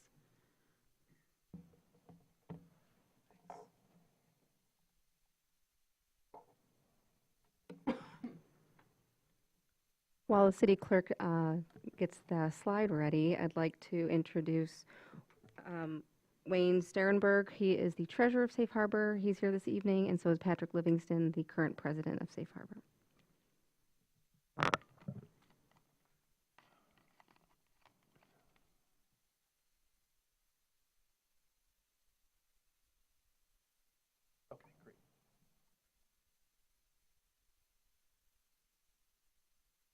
My name is Wayne Sternberg, and I'm the treasurer for Safe Harbor. Thank you for making this opportunity available tonight. The budget that we put together for year-round operations, it's pretty small print, but it's a $1.1 million budget for year-round operations, which is largely staffing. 70% of that is going to be staffing. When you consider the shelter opens up at approximately 5 in terms of staffing showing up, so that we can open the shelter at 6, and we're there till after 9 in the morning the following day. That's a 16-hour shift or period of time that has to be covered. So there's a lot of man hours required, and so we have not only the shift time itemized there, but we also have a new position that we feel is going to need to be required because of this year-round operational change. So far, we've been able to manage operations through volunteer efforts, but we think a shelter director to oversee operations is going to be necessary, so we've included that in the budget. Beyond that, from a staffing standpoint, the only thing else that we've added in would be some benefits and health insurance benefits, because at this time, most of our staff is seasonal part-time staff, and we're not paying those, and we're not incurring those expenses. So by adding that in as well, that has an impact of a pretty considerable amount over what you might expect by just changing from 7 months of operations to 12 months of operations. Beyond staffing, the facility cost would be the next largest ingredient, and those are pretty predictable. That's pretty much just an extrapolation of what we're currently incurring at the shelter in terms of maintenance, supplies, keeping the shelter clean, the utilities, insurance, things of that sort. Then the other component would be the administrative cost. And there we've added in a provision for some administrative expenses that are currently being given to the organization free of cost.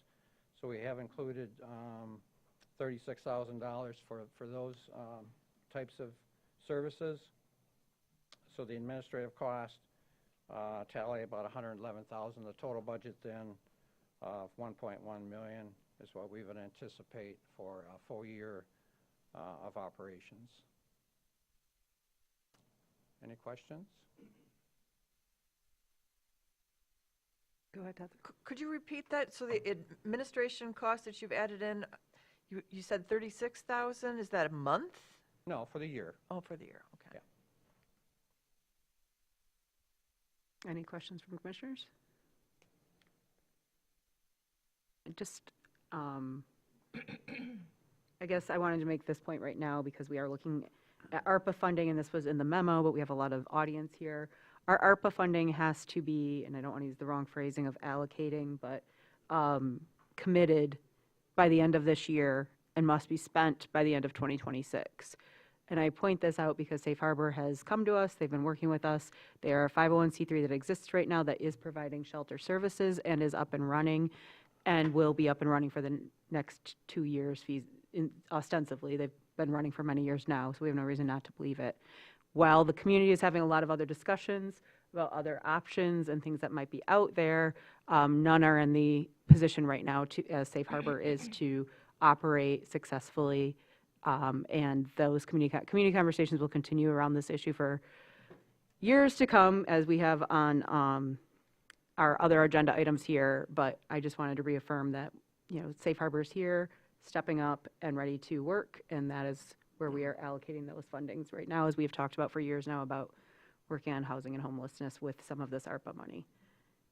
Go ahead, Mitch. Yes, to that point, does the allocation of $250,000 and the allocation of $192,000, $585.64 extinguish the balance of our ARPA funds? Or is there still some unallocated? No, that would extinguish the balance. I mean, it's not all spent yet because Yes. we've time to spend it. And then, of course, this evening, there's an agenda item for allocating the remaining balance of the grant writing dollars that were already approved. But yes, the short answer is yes. Just for the public to know. Yep. Okay, thank you. And any more questions about the budget? Or, Well, go ahead, Tim. Yeah. It's budget related, but it's not this year's budget, and it's not necessarily for Safe Harbor to answer, but wondering what happens after the 2 years. Like, so in the introductory remarks, a plan was referenced. In the memo that's attached, it references a plan. Is that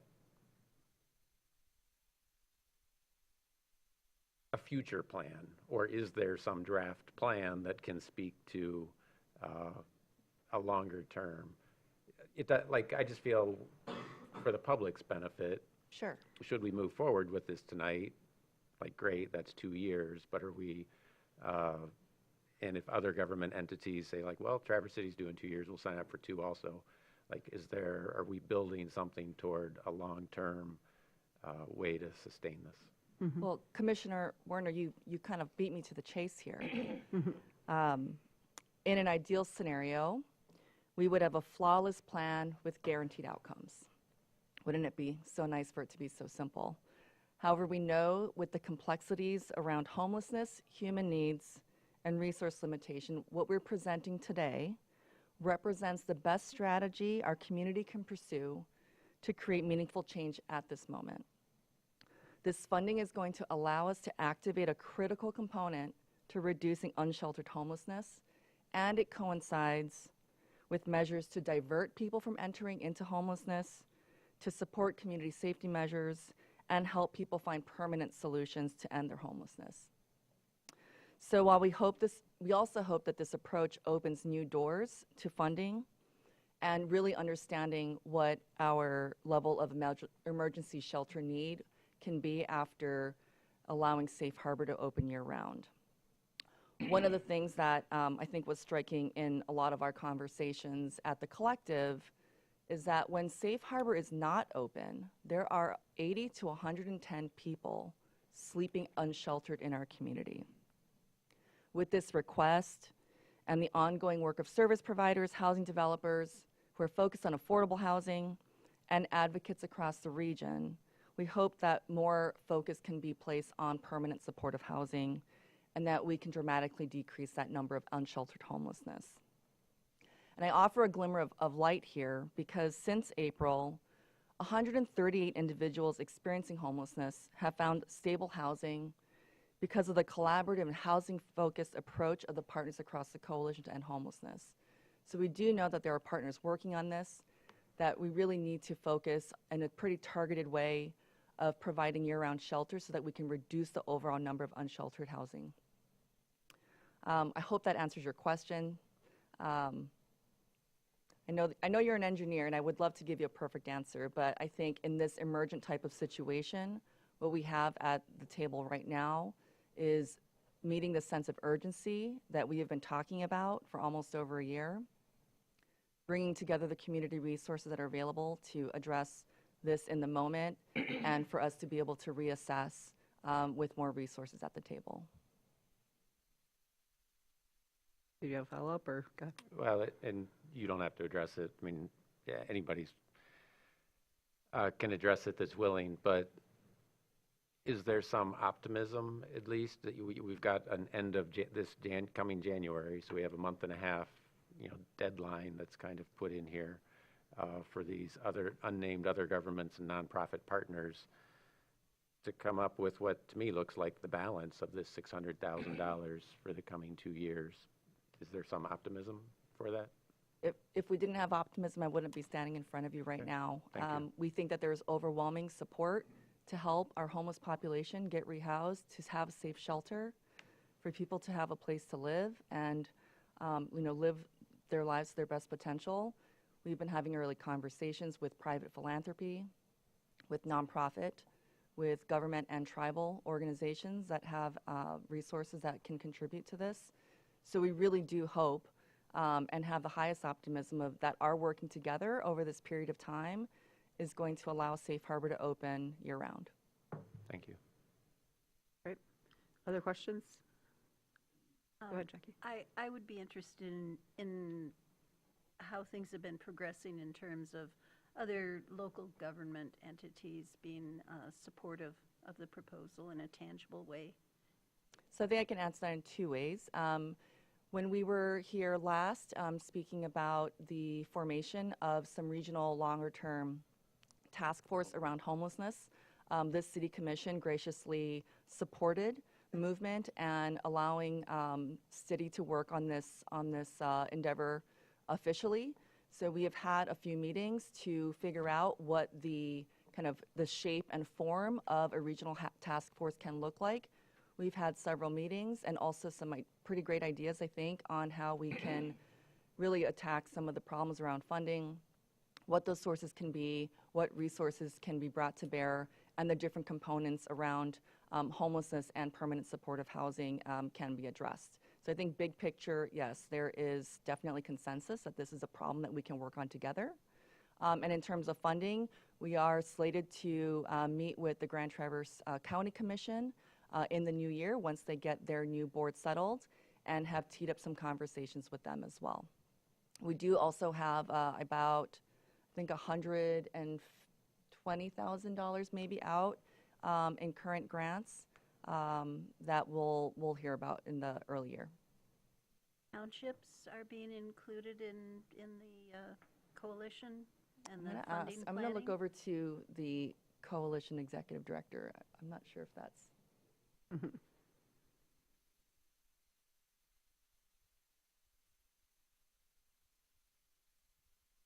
Townships are being engaged. Oh, okay. So we're still in the early stages of planning the task force to address and end homelessness, and it can be really as regional as we'd like. We'd love it for townships to be involved. Our coalition spans a 5-county reach, but most people are experiencing homelessness in Grand Traverse. But the townships within Grand Traverse, we are certainly reaching out to. Any other questions? No, not questions, but a couple of comments. First of all, I do want to disclose, it's public knowledge, but I think it's important to acknowledge it here, that I am now employed by Rotary Charities. However, I have not been involved in any of these meetings or discussions, and this work long precedes my tenure with the organization. And I feel really fortunate to be able to work with an organization who's putting this effort into our community. I also think that what we're talking about here, you know, these are use it or lose it funds. And as you noted, Mayor, Safe Harbor is in the community and doing this work now. I think this dovetails actually with Commissioner Werner's upcoming agenda item under new business about a resolution declaring the Commission's support in the meeting the 2028 goal for supportive housing in our community. The fact of the matter is that every year that we don't have the supportive housing units necessary, people die in an unsheltered state. And that is appalling to me in our community. So I also want, none of this I see as being an either or. I think these are all steps toward having a more complete and comprehensive shelter experience for people who are in crisis and people who need continued support to be able to be housed successfully. So I'm very grateful that these conversations are happening, and I'm glad that there's welcoming of the townships, but as you have noted many times, the best we can do is invite the other players to the table. We don't have leverage to force them to sit down.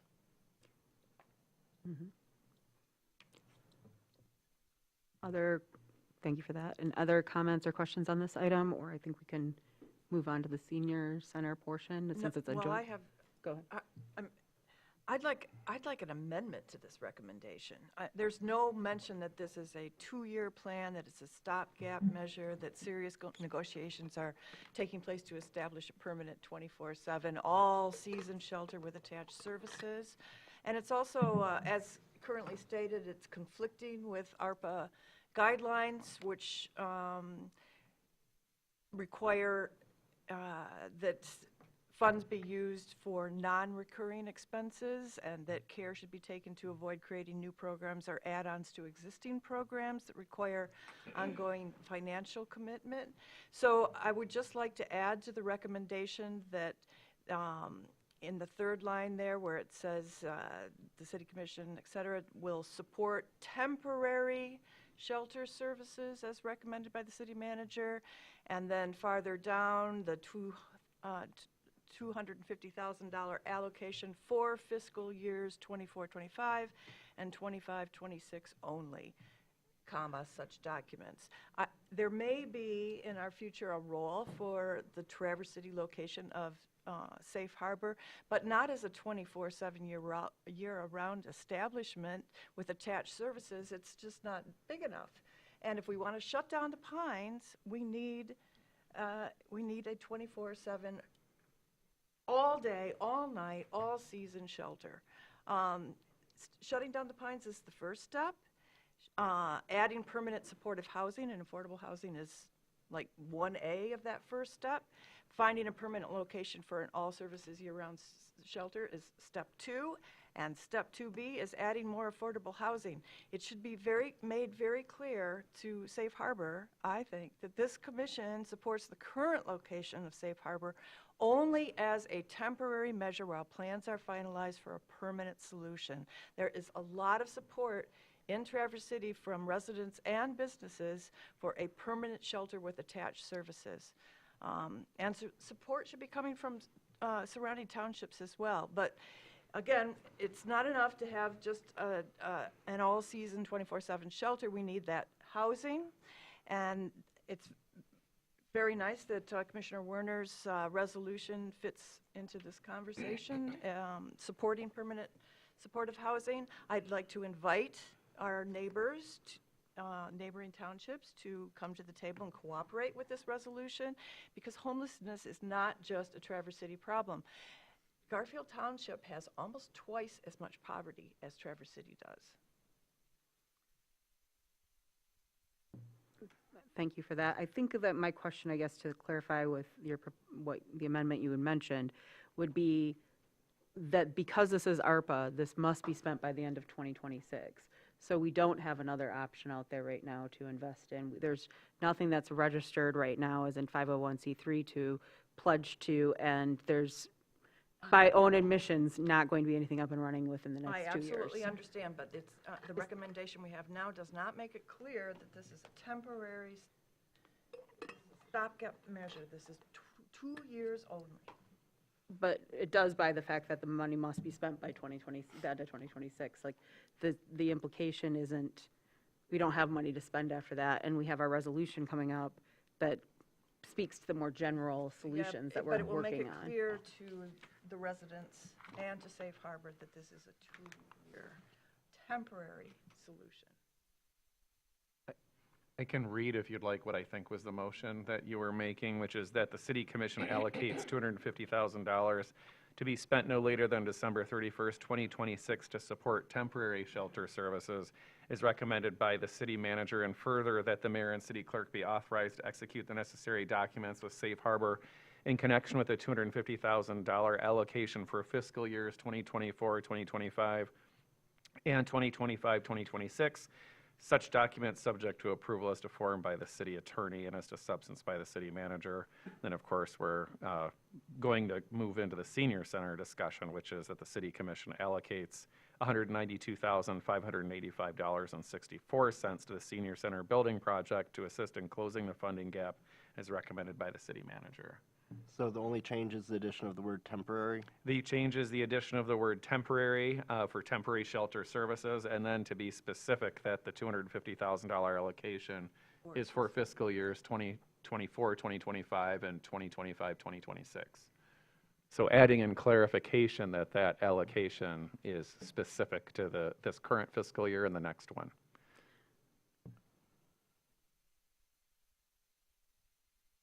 Well, does someone want to make that motion now, or would we like to talk about the senior center first and then revisit this? I'd like to make that motion now. Okay, Commissioner Anderson? Support. Okay, Commissioner Stanley, thank you. Okay. We'll continue though, unless, is there, well, go ahead, Tim. Yeah. Well, just a comment on that. Like, I'm supportive of putting in the dates to be clear, though it's understood, but to be clear, you know, the fiscal years. But I opposed this however many months ago, and I was the one that changed the motion to, I think, eliminate a word. Maybe it wasn't temporary, but something similar to that. I don't feel it's up to us to decide at this time whether this is temporary or not. So to put it in there, I feel is premature. Like, let's leave it as just to support shelter services, because that's all we're doing. We're not deciding what sort of shelter services a year and a half, 2 years from now at Safe Harbor. To me, that's up to Safe Harbor. It's up to the whole community. Good point. Can I withdraw my support? Okay. Or would we take an amendment to the motion as it was with the temporary removed? Informally, you can accept that if Commissioner Anderson, who made that motion, is willing, or we can go through a formal amendment process if that's the desire. I am not inclined to remove the terminology temporary. I feel it's important that we focus our efforts on the long-term solutions and recognize explicitly that this is a temporary solution to what is a long-term problem, but it's not the fix. We're not going to debate this yet. Is there a new second since Commissioner Stanley has withdrawn? It is temporary just by the mere fact that the ARPA funds are only good for 2 years. But the wording was requested to be added, so.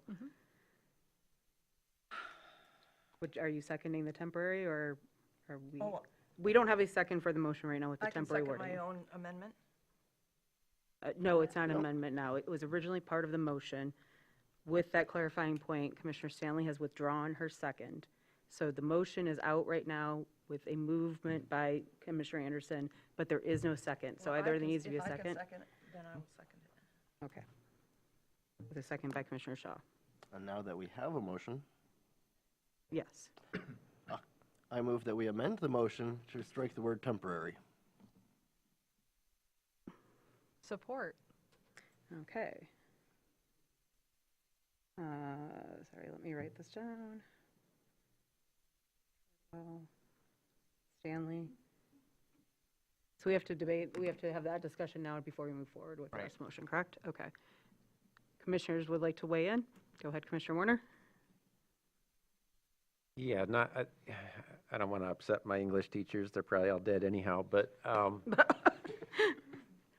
the temporary, yes, like this is an emergency shelter, so it is meant, and hopefully we get there as a community in a few years, that there is not chronic homelessness. So anybody experiencing homelessness, it is an emergency and it is a temporary situation.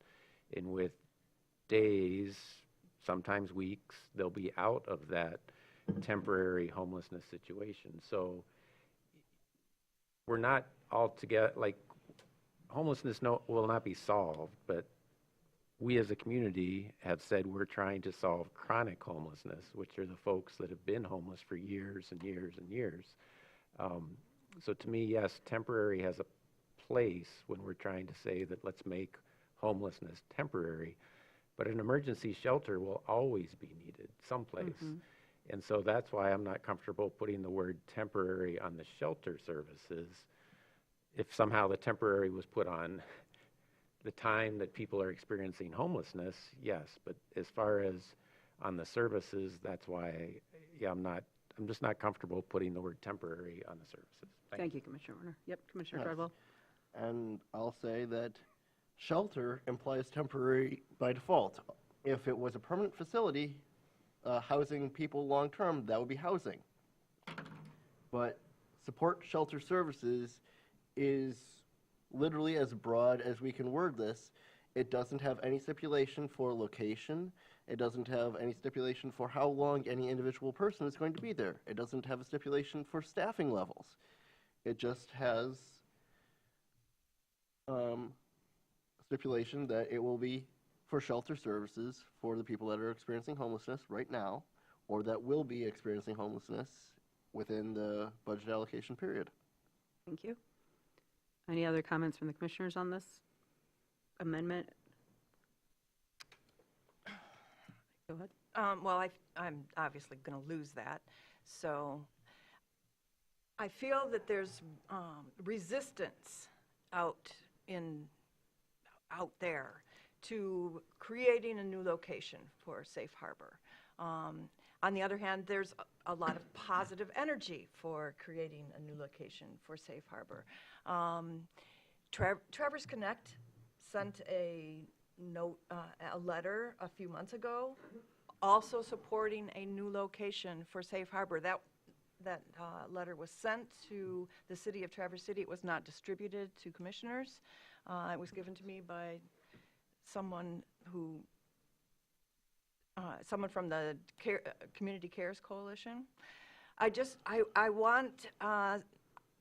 I want us to be serious about looking for a new location. It's not ideal, it's not big enough, it can't handle people all day long, it doesn't have attached services, it is just not ideal. And I would like very much for the Community Foundation and Rotary to actively pursue some other options. I'm going to, in the context of this discussion that we're having right now of the amendment and the motion, respectfully point out again, though, that this is related to ARPA funding, which has a very specific date on it. And by the admission of people working on the Community Cares Coalition, they're not going to be up and running in 2 years. And so we have the amendment coming up, or the proclamation, sorry, it's not a proclamation, the resolution coming up, and other discussions. So I think if we were having this in a vacuum, I would understand the need to clarify that to much more, but this is a very specific funding mechanism that has a very specific time period on it that applies to Safe Harbor right now, and only Safe Harbor right now. And I think that's where it sounds like our colleagues, bless you, are coming from right now of this is what's there, and there will be temporary needs. So I wanted to make that clear, lest people think this was an attempt to shut down bigger conversations. It's not an attempt to shut down bigger conversations. It's to deal with the money that we have right now with services that are being provided and will be able to be provided in the future as well. So do we do public comment on this? You can. Okay, we'll open this up for public comment. This is just on the amendment of removing the word temporary. Seeing none, I'll bring it back for a vote. All in favor? Aye. Opposed? I'm sorry, so we're keeping for fiscal years 2024 and 2025? This is but just not- temporary. but Yep, we're- just, And so, okay, we're striking temporary. all right. Yay. Okay, that passes, and then, thank you. Now the motion as a whole is back on as was made by Commissioner Shaw, with the stipulations about the fiscal years, et cetera. So that, all of that other verbiage, or sorry, it was Commissioner Anderson. All that other verbiage stands in there, just temporary is stricken.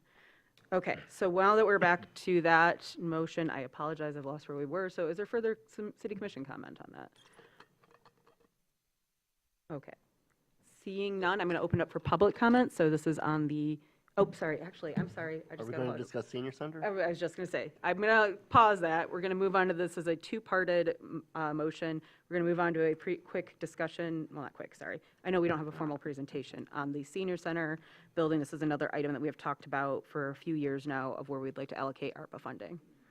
Thank you, Mayor Shamro. Yeah, there's no formal presentation. A few months ago when we were when I gave another ARPA funding update, I generally posed the question, where would we like to see these funds, these final dollars allocated? And the two things that came up were the housing and homelessness issues, as well as the senior center deficit.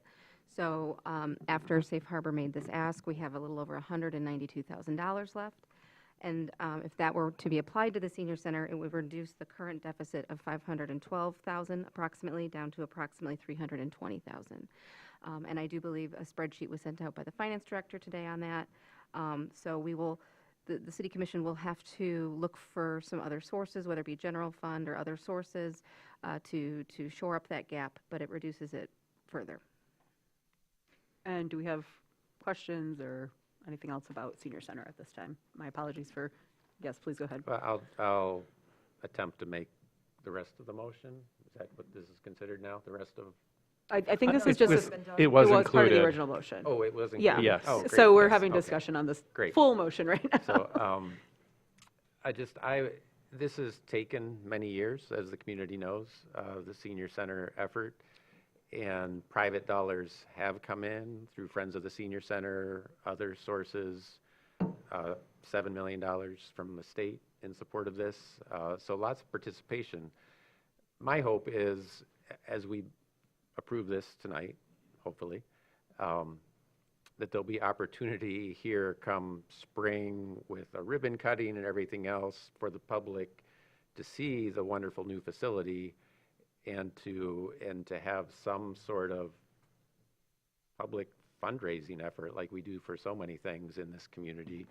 Not to put it on the public, but I think there's still opportunity for some fundraising to help close that final gap, you know, whether it's naming rights for different parts or different things that happen to be there.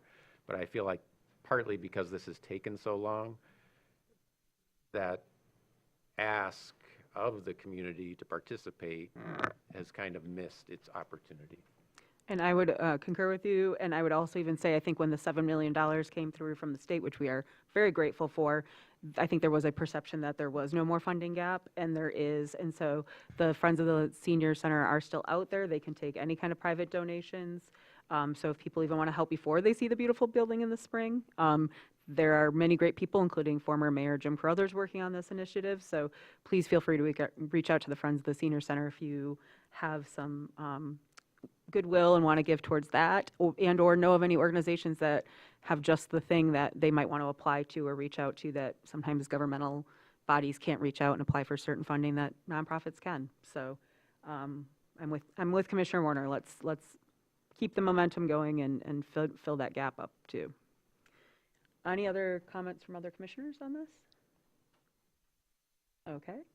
And now I will open up to the public for entire public comment on this. So you can speak about the senior center, you can speak about the shelter services, or anything else you might want to speak about that's related to this motion. General public comment will come later.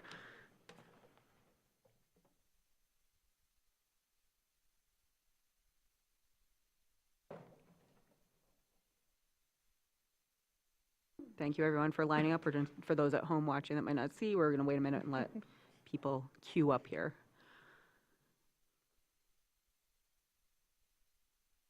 Okay, everybody's being very orderly. It's very much appreciated. So, Ashley, if you want to kick it off, Okay. please feel free.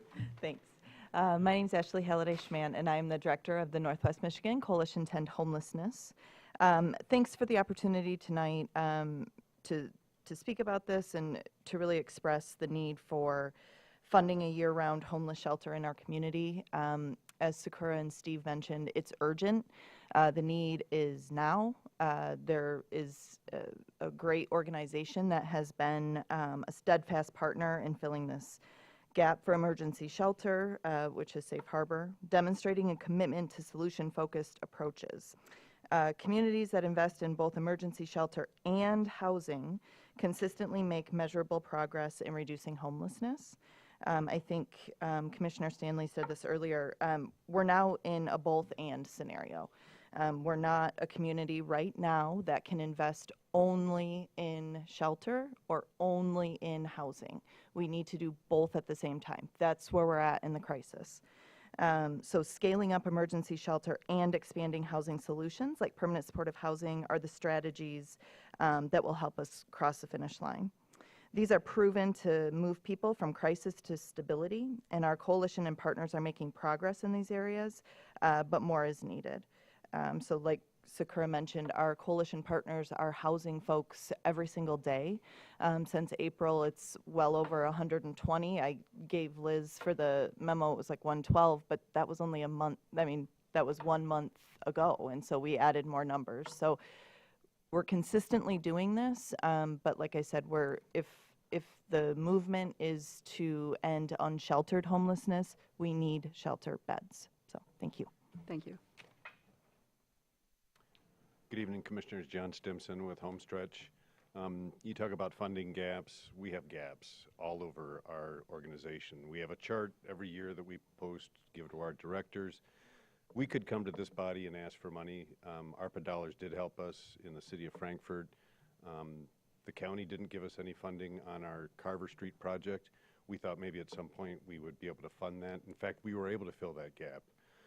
But enough about gaps. This is about housing people.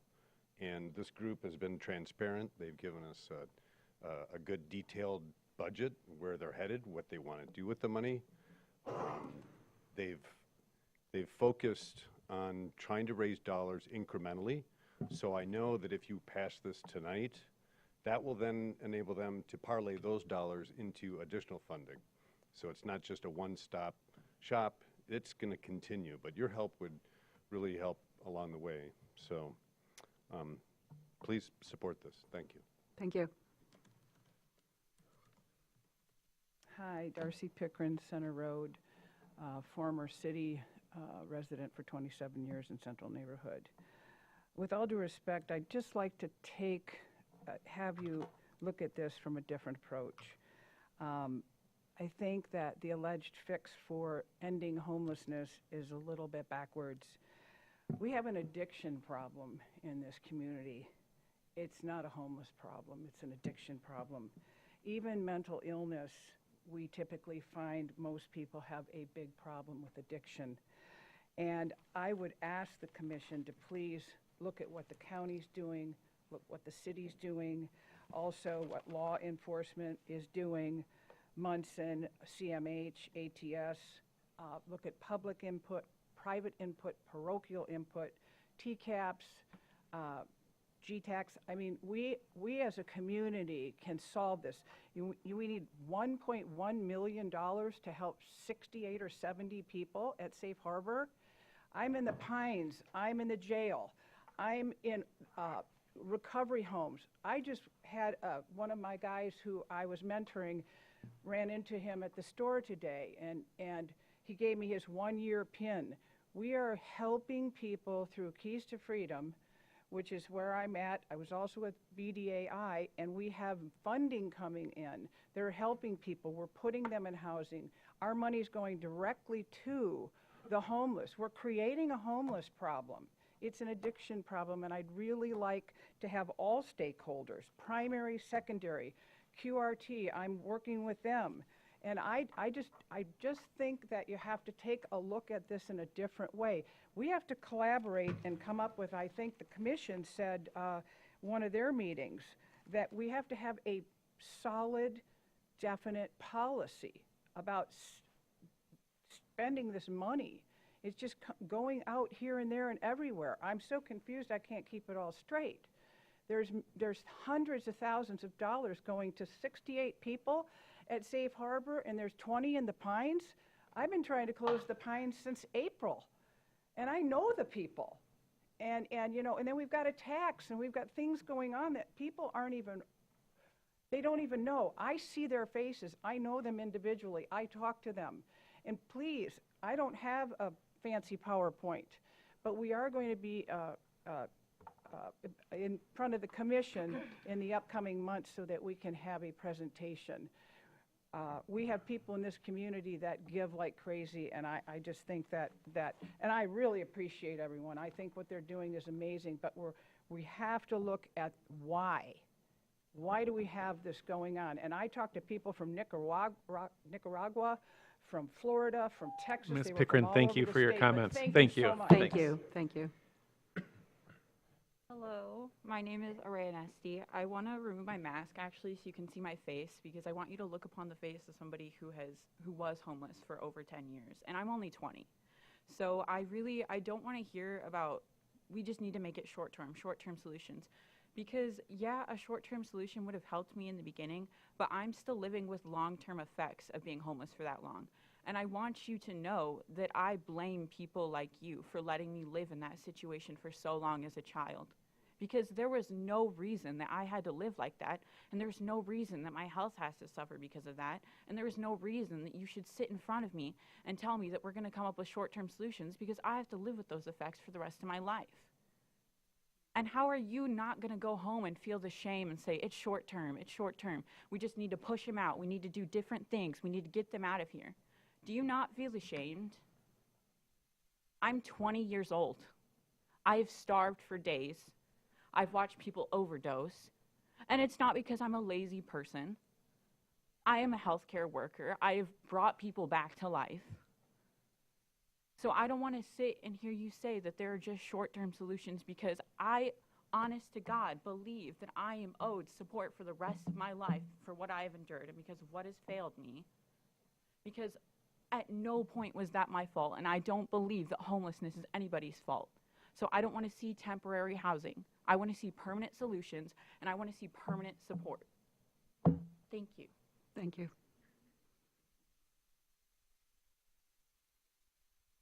I think it's really obvious, given that this funding is going to be expiring in the next couple of years anyway, that it should be put towards making this a reliable year-round solution for people experiencing homelessness.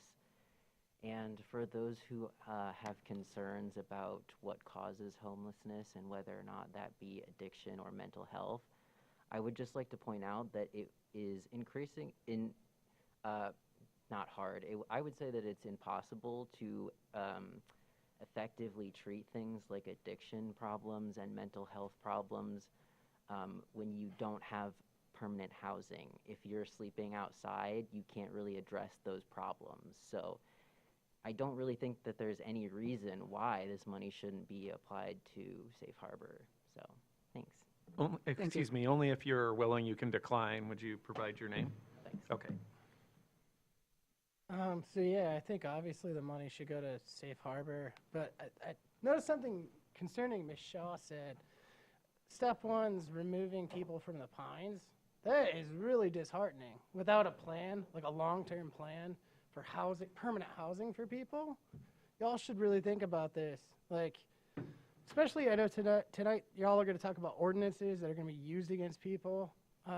Removing people from that area is just going to move them somewhere else, even more dangerous of a situation for them. And I'm really concerned. And I feel like the city is really trying to just sweep this under the rug and pass it off somewhere else. Like it's been said by y'all tonight multiple times. Like, homelessness has always been a problem here. It's been a problem as long as I've been alive. It's going to continue to be until it's solved at the root, which is a lack of homes for people. People need places to live. Housing should be a human right, and it's not. Y'all aren't going to solve it at the root. But banning people and removing them from the Pines is just going to make their situation worse. Thank you. Hi, my name's Joe. I'm a neighbor. Yeah, I'd like to comment further on what the people said before me.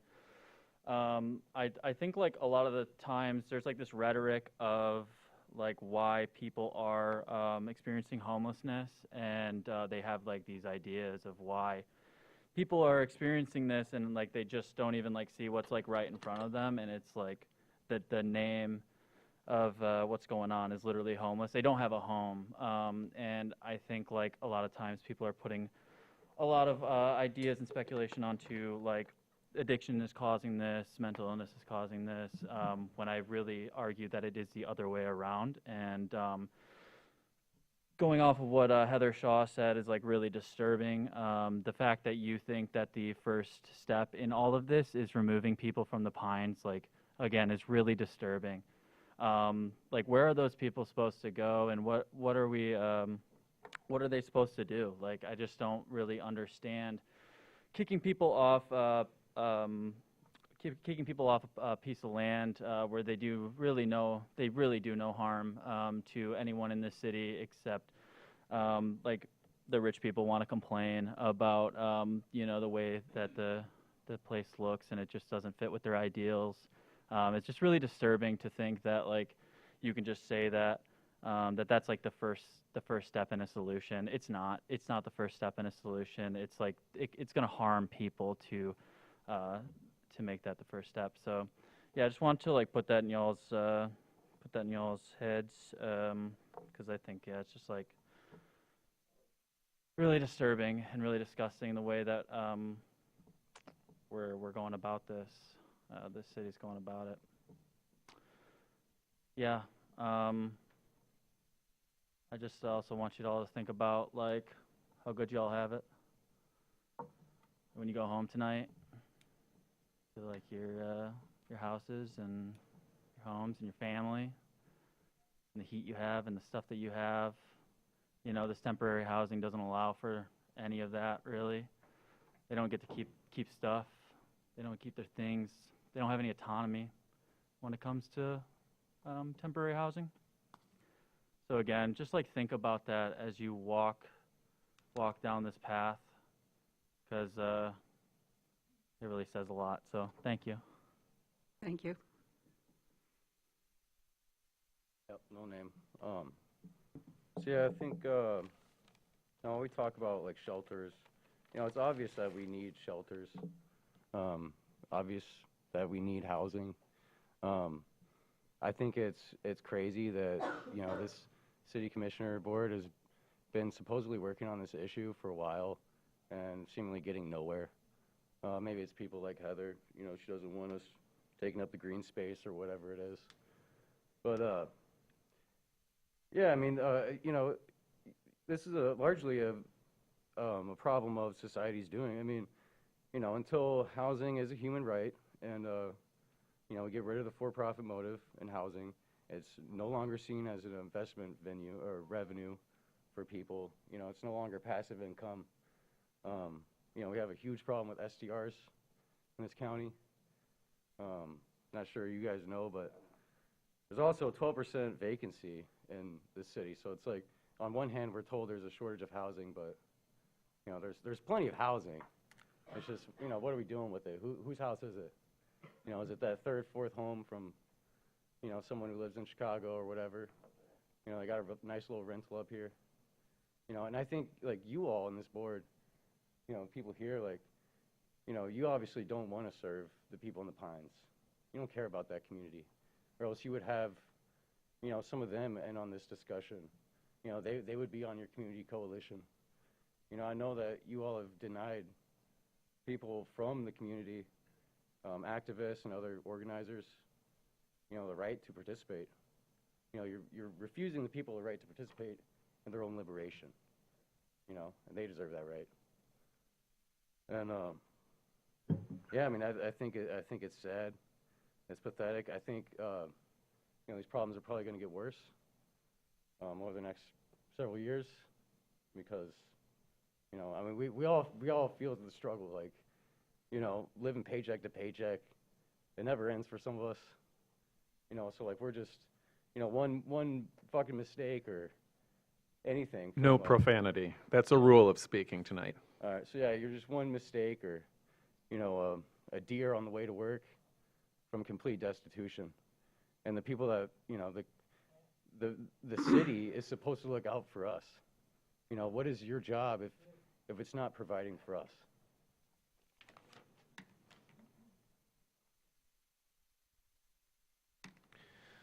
My name is Justin Reed. Yeah, so a couple months ago, we had the Care of Coalition for Community, or CCC, and they're an example of one of the people in person, one of the groups that wanted to solve an issue with this.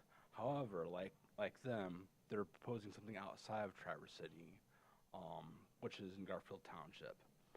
And since they couldn't get Garfield Township on doing the getting money and financing for their CCC, they came here and they got talking about, well, we're going to do this and this, but it was outside of Traverse City. Now, we've heard a lot from other folks who said that there's a very big supportive community in Traverse City about ending homelessness in Traverse City. However, most of those ideas are not within Traverse City, just like with no new location for Safe Harbor. Now, if it was something in Traverse City for Safe Harbor new location, it'd be fine. But I don't see any willing neighborhood to say, oh, I really definitely want a homeless shelter in my area. So with that, like I said, it's everybody else is saying, well, we have all the support in the community, but that leaves out the Pines and that leaves out everything else. So unless it's something within the city that somebody can use or do, I kind of have this thing of saying, it's just not going to happen. Thank you. Thank you.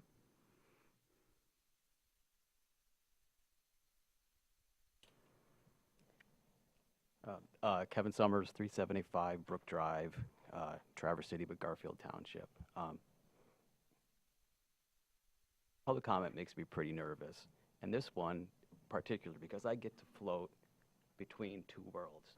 I've worked with a lot of you professionally, and I know a lot of these people. The Pines is in my neighborhood, and the Pines residents are my neighbors. So I'm here to advocate for solutions that are collaborative, compassionate, and involve more direct action than bureaucratic navel-gazing. I mean, what the Coalition to End Homelessness has done is good work, but it really gives me kind of an icky feeling. Those are people making six figures, right? Talking about this imaginary end to homelessness, right? When people making maybe 10% of that are the ones helping shuttle people who live in the Pines around, getting them to the Social Security office, getting them to doctor's appointments, feeding them, bringing food, keeping them warm, finding tents, collaborating with them as fellow human beings, doing real direct action. So I kind of echo what everyone else here has said. And it's frightening that we're talking about clearing the Pines encampments without providing any real immediate shelter. That's screwed up, right? It's completely backwards. Let's talk about affordable housing first, emergency shelter next, and then we can clear the Pines. It just shows a real disconnect that you don't know these people living there as fellow humans. And it's frightening, it's disappointing, it's heartbreaking. And I know we're not talking about these revised ordinances right now, but we all know what the point of those ordinances are. They're going to be used for selective enforcement against people experiencing homelessness. So let's not play games, right? It's fun to make six figures and sit around and talk about plans and make some cool and really interesting, affordable housing. But it's disgusting. I've lived in that world and it's fun, but there's reality, right? I just don't think we're living in it. So the solution to me seems obvious. Yes, Safe Harbor does great work, so give them that money. But compassion, direct action, and cooperation. There are so many good things happening in the city, but we devolve into these weird, this fetish for planning and surveillance and control, right? What if we had a fetish for helping people? What if we had a fetish for feeding people? What if we had a fetish for loving people? It's disappointing. And I wasn't going to say this, but I will. During that intermission, I went over to talk to some people that work for the city, just to say, hey, I have this piece of information about the Carnegie Building. And this cop shooed me away. Mr. Summers, thank you for your comments. I want to ask that there be no reaction, please, to comments. Thank you. Yep. All right, please begin. Let's see if I can do this without a beta blocker. Hello, my name is Allegra von Winkleman. I used to be Ian Winkleman. I ran for mayor of this town in 2015. I'm a local artist. I moved here in 2010. I was homeless due to health issues, degenerative issues in my spine and joints, and tried to get Social Security forever, which is a long problem. And my only mental illness I have is post-traumatic stress disorder because of this town and a lot of things I've had to go through here since 2010. And I said it then, I'll say it again, but we need to end institutionalizing homelessness. We need to get along, and I had a conversation with Marty Colburn about that before he left, is that if people got along or got along with each other, that we wouldn't be here. And that's all I have to say. Thank you. Thank you.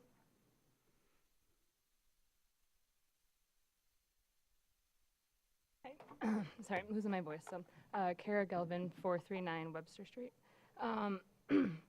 Sorry. The first thing I want to start off with is just on a statement that Mayor Shamrose said is that the Community Cares Coalition has never taken a position on the timing of the proposal that they had, and suggesting that the efforts might take more than 2 years is inaccurate.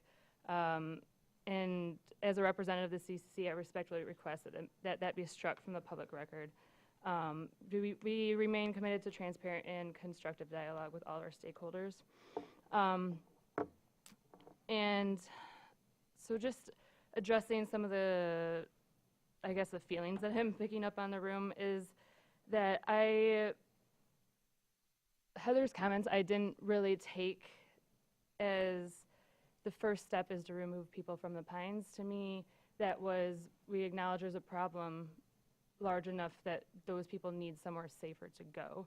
And I really truly think that you guys are all, the proposal you're talking about is giving money to be able to have a place to have the people who are there go somewhere safer. And I do think that that is the overall goal. And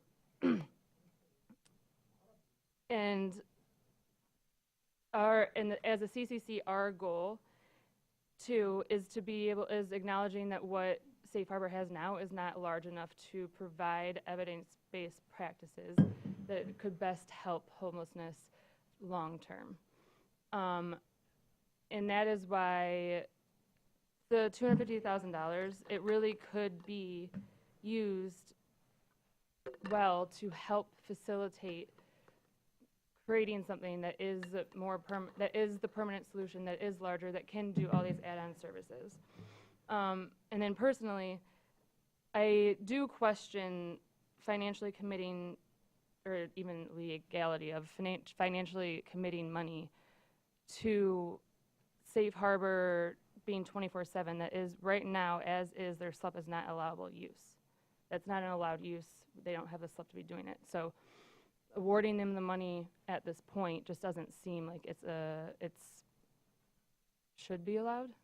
The legality of it is in question in my mind, as a personal question. So I really truly think everybody here is trying to move forward in creating more solutions. I just also, like Heather said, I think that that the focus should be that solution is a longer term solution that can house all the people that already need it in this moment, which Safe Harbor can't do. Thank you.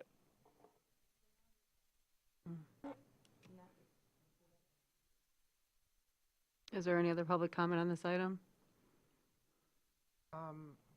Hi, my name is Mars, from Garfield Township right now, and I'm kind of like couch surfing right now. I'm pretty in the face of the concept of being homeless. I've been homeless before, and I can speak as well to the experience of really understanding that the homelessness problem is kind of perpetuated by false solutions.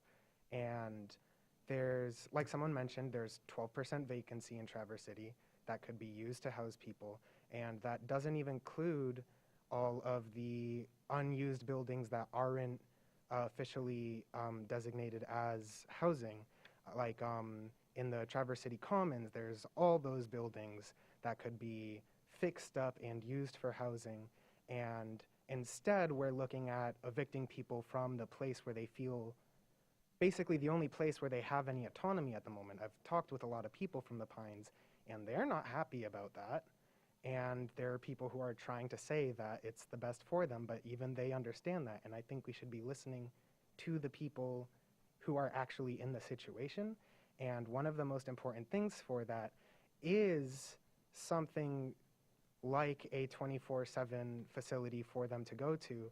And if we don't provide anything like that for them, it's almost like we're already giving up on looking for more permanent solutions like permanent housing. And that's basically all I have to say. Thank you.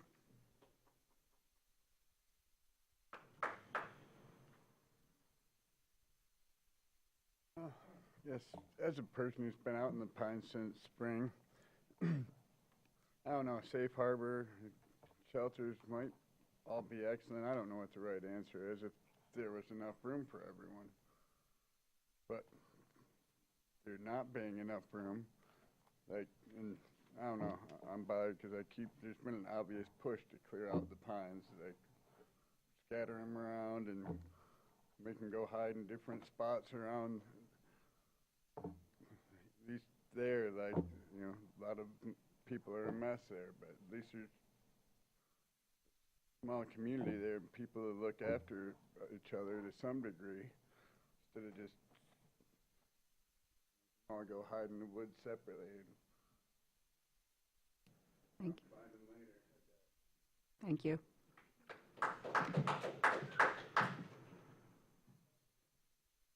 My name's Clark. I live just down the road on Woodland Drive. I'm a Traverse City resident. I'd like to encourage the Safe Harbor funding and oppose the proposals set to remove the pines, as there are no concrete changes actually being encouraged to improve and address the situations of our unhoused community here in town. Rather than extend more funding to the police force, what may actually reduce crimes from occurring in the first place is providing housing and safe places for the community. I don't understand why this attention can't be directed towards actually helping people, providing others with housing. Like many people have said before, we have those 12% of vacant buildings. My partner and I got laid off this fall, both at the same time. We're not currently homeless because we have the privilege of family support, but we very well could have ended up in the situation others are actively in right now. And my partner is in the construction field. These jobs could benefit the local economy here, bring more jobs in to turn these vacant housing, these unlivable buildings, into something actually livable. So I think that's pretty much all. We don't need more Airbnbs or short-term rentals here that just make it more unaffordable for everyone to live here. Thank you.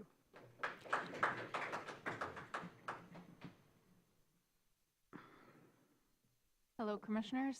Thank you. My name is Jennifer Holm. I'm the Police Social Worker Coordinator for the Traverse City Police Department. I am not a sworn personnel. I am a civilian, and I represent a program called the Quick Response Team. We work to support individuals experiencing substance use, mental health, and homelessness. We know the people of the Pines, and we know the people of Safe Harbor, and I come to you today to say I think a lot of us are on the same side. And I ask that this request not get lost in semantics. I think that the most important thing that we have seen, we identify what we call potholes, gaps in service provision between agencies, consistently, time and time again, whether we are talking about an addiction crisis and substance use, whether we are talking about mental health supports, and whether we are talking about the overarching goal of permanent supportive housing, we see a gap in shelter. We see that people are less likely to fully be in recovery for a long period of time if they are unsheltered, and definitely the housing piece being the most important part of that. Shelter is an immediate step that can be taken. We have asked to have that be a step in the past, and I'm so excited that we are here today talking about the reality of Safe Harbor being available. Thank you, Commissioner Shaw, for bringing up some of the real tangible concerns with Safe Harbor, that there is a capacity issue and that permanent solutions to having shelter are absolutely important and imperative to continue discussions on.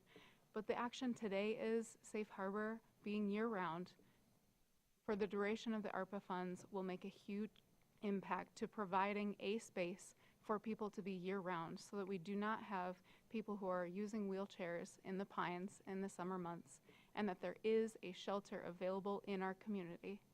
Thank you. Thank you. Is there any further public comment? Dan? Yes, hello, Dan Buron. I am Executive Director for Goodwill in Northern Michigan, also a resident at 242 East 9th Street. You know, I think what was really good about the comments that we've heard today from the public is really this issue. We're talking about money, talking about buildings, we're talking about organizations, but at the end of the day, I think what's been really helpful is that then that we're talking about people at the end of the day. We're talking about people's lives, people who are at risk, and although there's a lot of complexities and myths around issues of homelessness, we do know that people do better, they're healthier, they're more likely to seek treatment, more likely to get a job, be able to be more stable if they have a permanent place to live. We know that the Pines is not a safe place. We had this conversation many, many times, and I applaud the city for taking the time and effort, and for Safe Harbor, who I've been a board member for Safe Harbor in the past, organization we work very closely with, took a lot of effort, was very thoughtful about coming forth with an opportunity to go all year round. This wasn't something that they took on lightly, and I applaud them for taking this risk. It's a lot of responsibility they're going to be taking on. I give the city a lot of credit for supporting that and encouraging it, and I hope you guys eventually agree to go forward. And I really want to say this is important, we do this, at the same time we have this larger conversation. In different ways, everyone's kind of saying the same thing. Why don't we have more of this, more of this? We need to figure out a longer term solution, and we can use different words to get there. But at the end of the day, we do need to come together. We do need to have that task force, and we're going to talk about later, to get together and think about what it is, how we're going to move our community forward in a way that's humane and is reflective of the values of this community. We have the resources and the capacity and the leadership to do it. We just have to have the willingness. And so I appreciate your work on short-term solutions as well as your work towards this larger effort of ending chronic homelessness in our region. So thank you for all that. Thank you. Is there any other public comment? Seeing none, we're going to bring it back to the commission. As it was pointed out that I made a misstatement, I was told by someone on the coalition that they would not be able to build something the next 2 years. ARPA funding does come with some restrictions, as we've discussed, so that was what I was referring to. I was not trying to cast aspersions on any other groups. I see Commissioner Treadwell. Yes. On my way to this meeting tonight, this evening, I did actually walk through the Pines, and it is maybe not by the calendar, but it is winter out there. There's snow on the ground. Not only that, it is wet.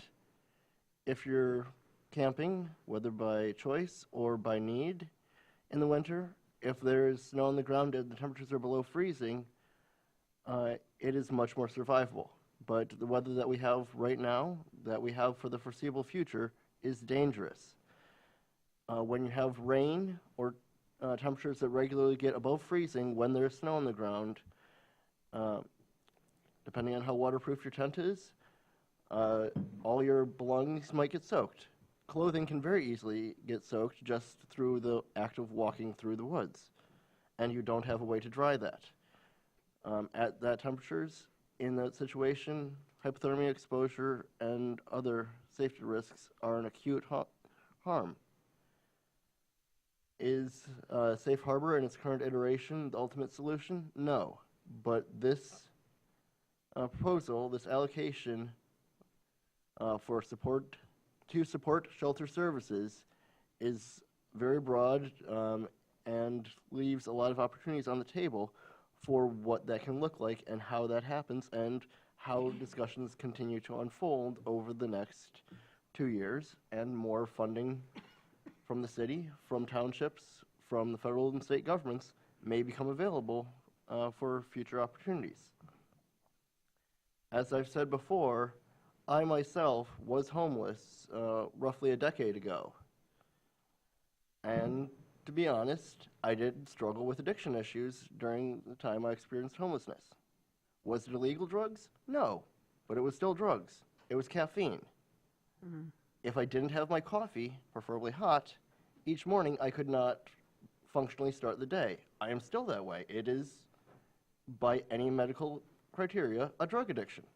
In fact, today, I missed my afternoon nap that I normally schedule, so I need to have some dose of caffeine to keep me going late into the night. This is already going to 9:30, and with the agenda we have before us, we could be here for another hour and a half. But getting housing is the way that, on a temporary basis, maybe to start, but getting people into housing is how you address those issues and make people be able to take advantage of the ways to get back on their feet. Thank you, Commissioner Treadwell. Go ahead, Commissioner Shaw. Yeah, can somebody please explain to me why I should be concerned or not concerned about allocating these funds to Safe Harbor when their SLUP doesn't currently allow year-round shelter? The special land use permit is slated to come back to the city commission before that would be, that would really become relevant in the spring. So that, that issue should be addressed before the spring when that would take effect. By the wording of it, let's say that were not to happen for some reason, I'm not saying it would not, that money could still be put towards the shelter services that are offered currently. That's correct. Okay. Any other questions or comments? Seeing none, all in favor? Aye. Opposed? Motion carries. I have drank a lot of water. It is late. Students, please come up and get your signatures. We're going to take a 10-minute recess. You all, the students can get your signatures and are free to go after that. Although everybody's running to the bathroom. So there you go. I'm going to stay and sign and then we'll rotate. I don't think anybody wants to talk to me. Hi, that's right. How are you? Yeah, good to see you. We can sign your things, you guys. Were you on the Zoom call? I have a very thick. Well, no, I know you have thick skin now. I mean, during COVID. Yeah.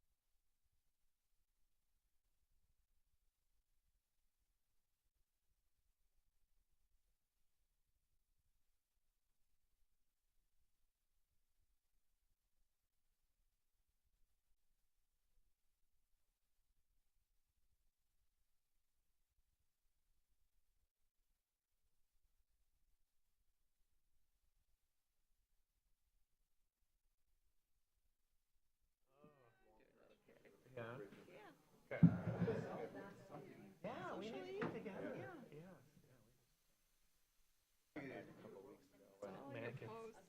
Oh my God. That one drink I keep thinking about. Like I did this. I was with two other people. I did.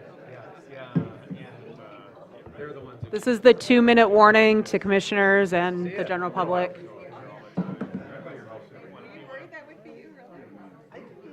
Yeah. What about the altitude? Were you worried about? No, throw a McDonald's bag out on my lawn occasionally, so I know you were there. Burger King? Because it's like the margin of error is pretty good deal. We eat it on road trips. We try not to eat it. When we're just living. Couldn't pull any more because it means it's time sensitive. And then Commissioner Warner requested the, whatever, the reclaiming the city, and we can't do that unless the commissioner agrees to approve. Yeah. So we'll just move through this as fast and quickly as we can, so. All right. Oh, I won't let us be here till tomorrow. You guys just might have to wait to appoint Rob. So. Actually, if you would like to sit, we can pretty much get started. I think my own. Yeah, I'm going to go surprise it. Okay.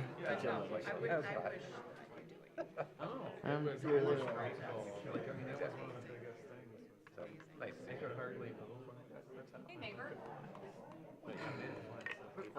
All right, everybody's back. You are getting something. All right, everybody, we're going to call the meeting back to order, please. Time is dwindling away this evening, so let's get back to it. I don't know where the city manager. Okay. Okay, we're now moving on to item 2 under old business, which is the rooftop solar at the wastewater treatment plant. And do you want to take that, City Manager Vogel, or I see Art's ready? Do you want to just take it? Yes, we have Mr. Art Krieger here who will take it away. Thank you. Good evening. Art Krieger, Director of Utilities with the city. Just want to give you a little overview of the project. It's the wastewater treatment plant rooftop solar and battery storage project. The goal of this was to serve about 10% of the electrical cost or usage at the wastewater treatment plant to offset it with solar, and use a battery called the BESS. It's a battery energy storage system for peak shaving use. You might wonder what the heck peak shaving is, so I'll try to explain it. The solar panels would charge this battery, it's a very large battery, on site, and then once it's full, it's available for using the battery stored energy during high peak demand times or high peak cost times of delivering that electricity when it comes in. So the plant pays for different times of the day, different rates. So the goal would be to use the stored energy from the battery to offset those higher peak time charge rates during those high peak times. So it basically boiled down to a grant application about a year ago, actually 2 years ago, and time's flying by. And we've made it through a design and a partial design, 65% design of this project, and put it out to bid for a contractor to complete final design and construct the actual project. It's estimated to have about 588 solar panels or modules on 9 rooftop areas, and we are working around different buildings that we plan to have likely replaced for the large-scale project that we're working on for design for the treatment plant project. So we're avoiding those that are deemed to change as far as rooftops. After that project's built, which could be 2 to 3 years, there might be more roof space to add to a project like this. So the memo in your packet describes the financing of this. There was a grant from the Michigan Public Service Commission, and we are using that grant. The bid came in slightly higher, so there is a shortfall, and we're requesting additional funds to make up that shortfall to make the project whole. We've been looking into the Inflation Reduction Act. There's a ITC portion. It's an investment tax credit. This is federal money to help projects get a credit back on like this. So since we're using state funds, if you will, from the Michigan Public Service Commission, it looks like we can apply for up to 30% of the construction cost. So at the time of the memo, it wasn't certain how much we could get. It still isn't 100% certain, but it's looking better that we could probably get this entire shortfall covered through this ITC grant if we apply for it. So the request is to fund this out of the wastewater fund, $419,000 roughly, and we believe that there's a very good chance to get this back in a grant on top of this. Well, good, we'll be able to address that on the next item. Perfect timing. All right, any questions for Mr. Krieger? I know we've seen this one before, or does anyone want to make a motion? Go ahead, Tim. I'll make the motion that the mayor and city clerk be authorized to execute a contract with Nova Consultants, Inc.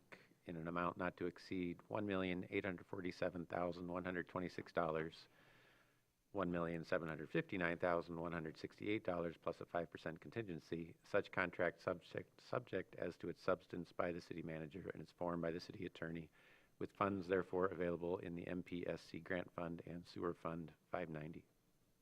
Support. Thank you, Commissioners Warner and Stanley. Any other questions or comments from commissioners? Go ahead.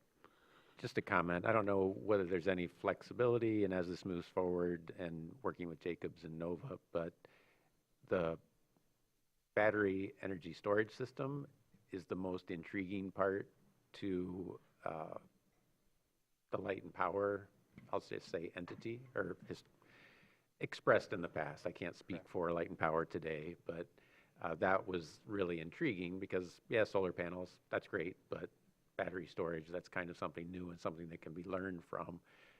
So to the extent possible, like if there's ever decision points like, well, do we spend a little more of this money on a few more panels, or make sure that the energy storage gets supported and doesn't shrink, or, you know. Thank you. Yes. Great. Any other comments? Okay, any public comment on this item? Seeing none, I'll bring it back to the commission. All in favor? Aye. Opposed? Motion passes. And on to that aforementioned second or related part here. We've had some discussions about this, the grant writing, that would be the remainder of our ARPA funding. Do you have updates? Thank you, Mayor Shamro. This is an RFP that was put out for grant writing services with a specific emphasis on just what Mr. Krieger was talking about, to go after those dollars through the Inflation Reduction Act. That is the priority of these grant writing services, so we worked that into the motion. We just needed to have a broader RFP to make sure that if we exhausted all these opportunities through the IRA and there were still dollars left, that we could still spend them on this particular mission. So you'll see in the motion that we're asking for approval of this particular service, to go after those Inflation Reduction Act dollars first. And when the grant writers and the city staff have come together and said there are no more opportunities through this program, and if there are any dollars left, then we could pursue other options. And the staff are particularly intrigued, if there were to be dollars left over, they've actually created these help cities manage grants, because once you get the grant, that's wonderful, but all the work comes after. And so if there were dollars left, I would recommend that we use it in that way to support the team and support making sure we manage those grants, do all the reporting as required. And so I am recommending approval this evening, and I do want to thank Assistant City Manager Deb Allen for collecting all of those, scoring all 12, putting together the interviews to get this done in time for tonight. Thank you for that comprehensive packet, too, and all the info that Deb included. Do we have questions for Deb or Liz, or do we have a motion?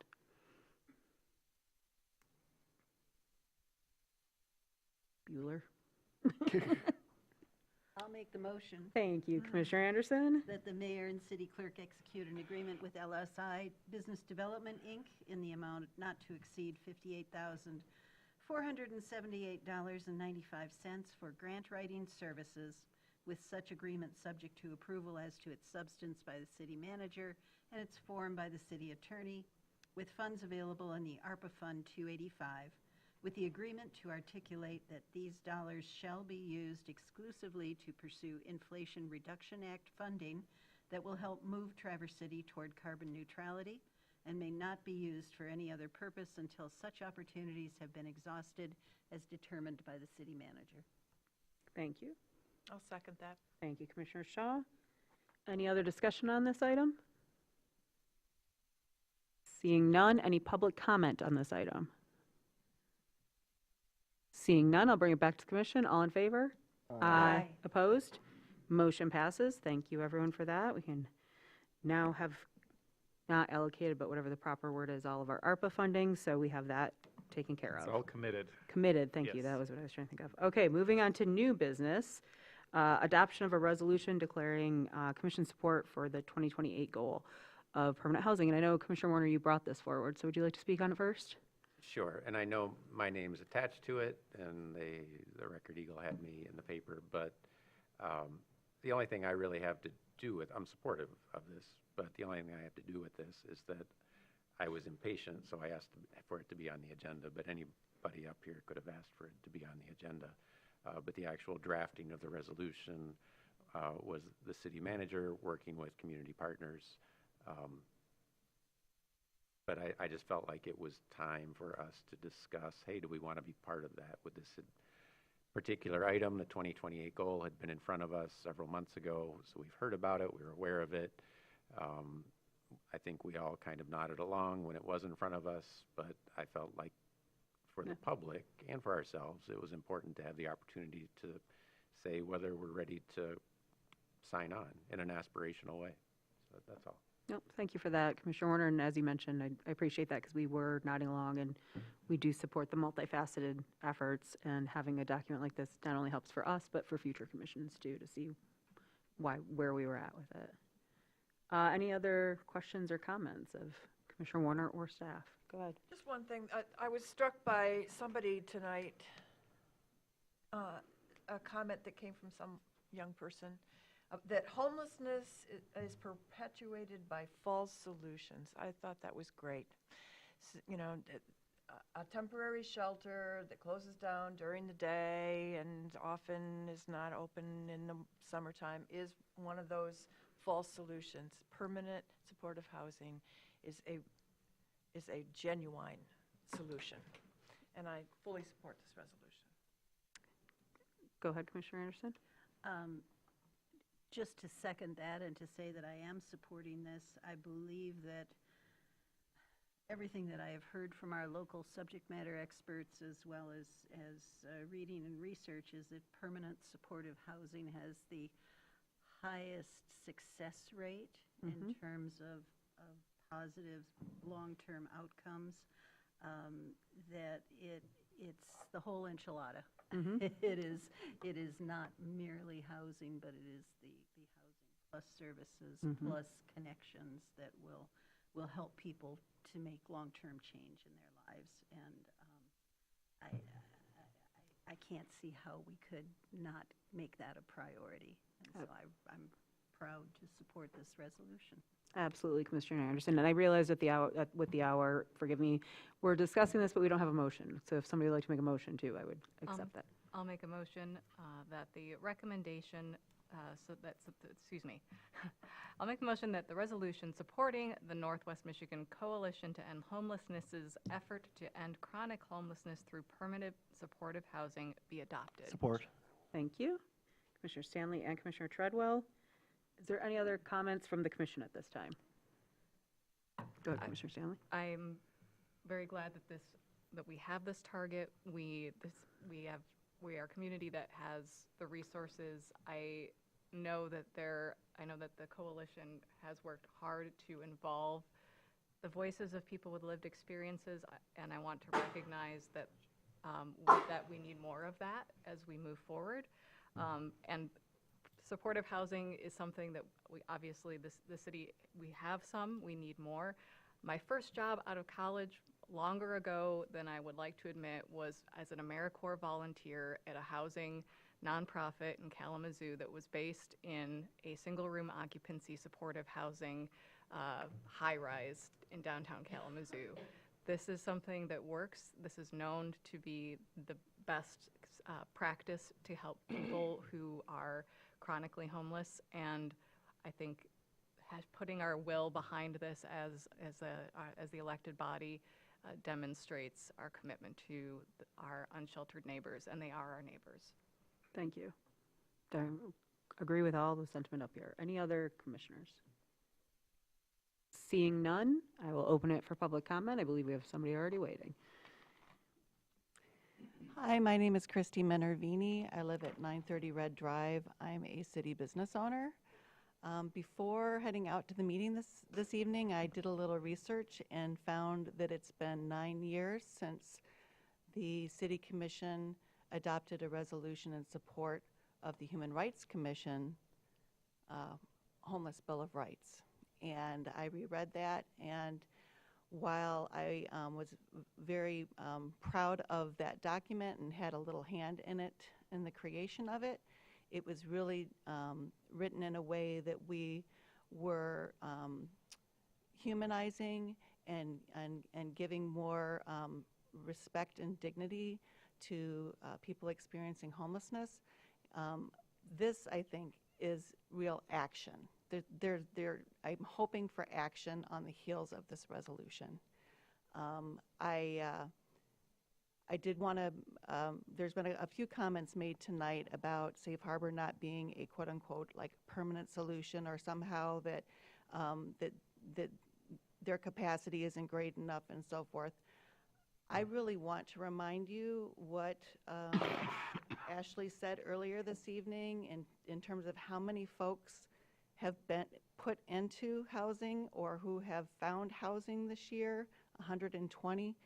I'm sorry, I cannot remember the number of people that we've housed since the beginning of the year in permanent supportive housing. I want to say 27 to 30. Yes, I'm seeing nods. This is huge. We should be celebrating right now. And what I would like to see by 2028 is that we shrink the need for the transitional homelessness needs in our community. That we've taken so many folks who are currently experiencing chronic homelessness out of that pipeline that Safe Harbor and Goodwill or others could easily accommodate the numbers that are in homelessness for 2 weeks or 2 months. So I just want you to think about that opportunity, that future that we could actually achieve. So I'm super happy that this is in front of us tonight. I thank Mr. Werner for being, what's the word? Yes, for bringing it forward forcefully. How's that? And I completely support this resolution being passed tonight. Thank you.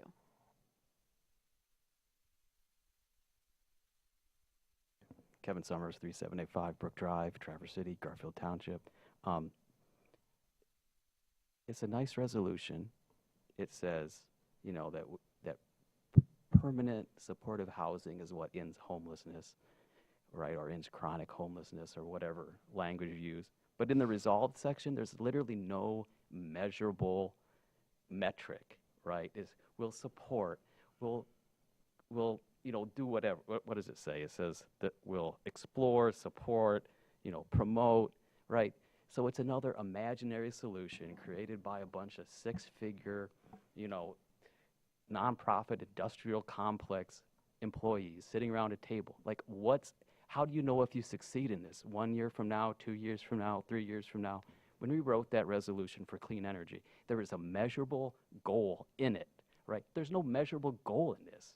So you can walk away for 2 years, 3 years, oh, we did great, right? But who knows, right?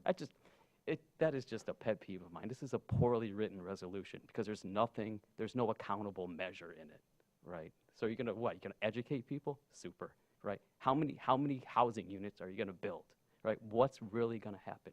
There's nothing in here. That's it. Yeah, I just want to second what Kevin just said there. Yeah, like this is a nothing burger. It's just so you can pat yourselves on the back. That's what it seems like. It's not going to solve anything. And then, you know, there's talks of removing people from the Pines, and that's their permanent housing right now. That's the closest thing they have to permanent housing, a place to put their things.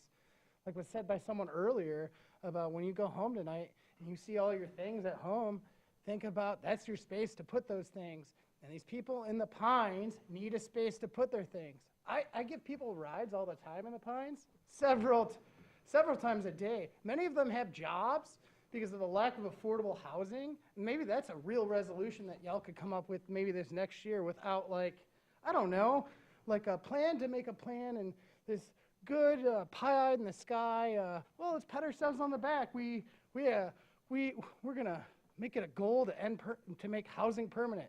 It's cool, but it's pointless. Thank you, Mr. Brown. Okay, any other public comment on this item? Go ahead, Tim. Just a quick, to the nothing burger, and that's fair. I mean, to the comment about it being a nothing burger, but what it does provide is any one of the 7 of us come spring, when we're talking about a budget, any of us can say, hey, remember that resolution that we did? What are we doing on our budget this year? And it's a starting point. Yes, somebody can call it a nothing burger, and that's not unfair, but it can be a starting point for any of us to continue that conversation. So we're not starting from zero come, in the months ahead. I would agree. Resolutions usually, it was brought up that when we did the energy goal, there were numbers in that. There are numbers in the actual the coalition's actual proposal that is what we are coming out and supporting. We alone as a city can't do it. We will never have the millions of dollars necessary to build things as a city where we want to on city property. It's just not viable. But what we have done in the past is the $360,000 we already pledged for this year to create affordable housing units and support the people living in those. We have just done this money to help with the shelter services. We will continue to keep moving in that direction. As Commissioner Warner said, this is also a document out there for staff to not say, we weren't sure what your intention was. The plan has been laid out by the coalition, and this is where we are going with it. And that's how resolutions are. That's the fun part of government. If government was quick and efficient, we wouldn't have the problems we have in the world right now. And if we had all the money in the world, we wouldn't have all the problems we have right now. We just are trying to work through what we can and do what we can as we have the funding available. Please stop. All right. So, any other comments from the commissioners? Commissioner Treadwell. Yes. I would like to thank former Commissioner Minervini for bringing up the city's record from 9 years ago about creating a homeless bill of rights through our Human Rights Commission. I would be very interested in revisiting that, seeing what improvements we can make. And I'd also like to use that as an opportunity to draw attention to House Bill 4919 that was introduced by Representative Devendorf from Lansing, which is a statewide homeless bill of rights that would provide a lot of protections for most vulnerable human beings in the state of Michigan, because housing and homelessness are not an issue just in the city of Traverse City. They aren't an issue in Grand Traverse County. They're an issue in all of Michigan and beyond. And frankly, part of the problem that we have found ourselves in is because Traverse City is able to tackle the issues that we have within our city borders, but we can't compel adjacent municipalities. We can't compel the county to similarly step up to the table. So if Garfield Township wants to evict people that have been living for years from public land and causing no problems, and force them to move into the Pines or into Safe Harbor. Garfield Township currently has that right, but that leaves the problem for Traverse City to deal with. Thank you. Any other comments at this time? Seeing none, I'll call the vote. All in favor? Aye. Opposed? Motion passes. Moving on to the Reclaiming the City Bayfront property. Commissioner Warner, you brought this forward. Yeah, thank you, Mayor. There's 2 images in the packet. It was just to share that both ends of the Bayfront property, this particular Bayfront property, the longest one along West Bay for the city at the Delamar and out at the M22, M72 intersection. Both neighbors have been encroaching over the years, and so it was just a request of city attorney, working probably with city manager in reality, and city manager staff as to letting the public know, whether through signs, asking the neighbors to remove their items from public property, et cetera. But, so not for us to say, hey, this is how you should approach it, but just to say, hey, can you come back to us with a plan of action, course of action? Seems very reasonable. Thank you for that. Any other questions? Go ahead, Heather. Yeah, I'd just like to quote former City Commissioner Brian McGillivray, who sent us all an email saying, "This commission made residents at great expense move or take down fences that encroached just a couple of feet onto city rights of way, and I expect this commission to do the right thing in this instance as well. Failure to act would be hypocritical." I agree. I do too. So can I get a motion? Oh, can I get a motion actually before further discussion? Go ahead, Jackie. I just wanted to ask if within this, or perhaps as a standalone proposal, whether we should be discussing how best to audit any other private encroachments onto public city-owned property, whether current or future. Can there be an auditing program to look out for the preservation of city-owned property for the good of the public? Unless there's an objection, I think we could add that in here. Tim? Well, I was just going to say that could be part of the whole facilities discussion we had Yes. earlier Yeah. tonight, because Yep. when to me, facilities are both buildings and properties, like what do we have out there? Yeah, so that can definitely, I think to that point though of Commissioner Anderson, that could be all brought back as part of the resolution of wherever our city attorney and staff go with this. Great, thank you. Great. Would anybody like to make a motion now? I'll make the motion that the city commission directs the city attorney to propose a course of action that will clarify for the public the park boundaries neighboring 13999 Southwest Bayshore Drive and the Delamar Hotel. Hopefully that's the right version of that. Yes. It is. Support. Thank you, Commissioner Anderson. Got a motion by Stanley, second by Anderson. Go ahead, Commissioner Treadwell. Yes, I would like to say that even though we can see on satellite imagery the encroachment of docks, chairs, other protuberances from these properties onto city public land, that is not the only way that they have encroached. If you extend it to both use and management of the land, roughly 4.5 years ago, when the lake was quite high, I don't know if it was owners or the managers or staff at Delamar effectively clear-cut a lot of the trees and vegetation along that. At the time, I did report it to City Park staff, since it is city parkland, and even if they had owned it, it would have violated the city tree ordinance with the number of trees that were cut.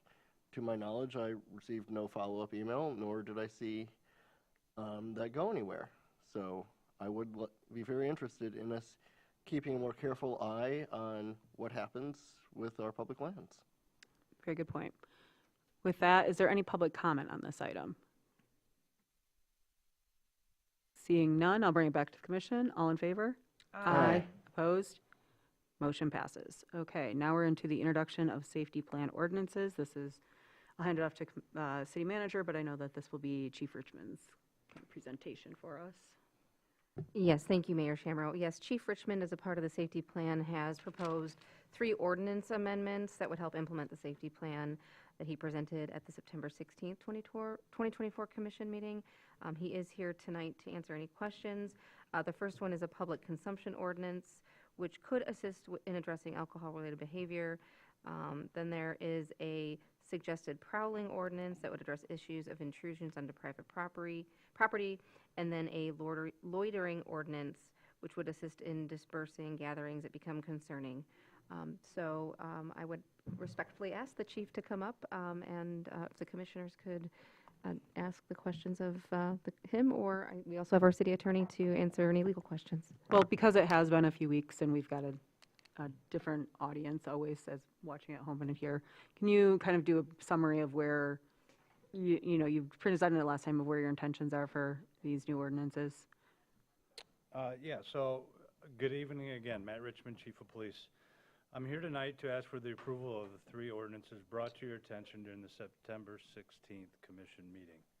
During that meeting, a safety plan listed several strategies we as a community could implement to assist in providing a safe transition to year-round shelter. As your chief, I want to ensure you that the Traverse City Police Department seeks to solve or de-escalate situations in the most peaceful way possible. Discretion is a big part of our profession and allows our officers to handle many situations as they see fit.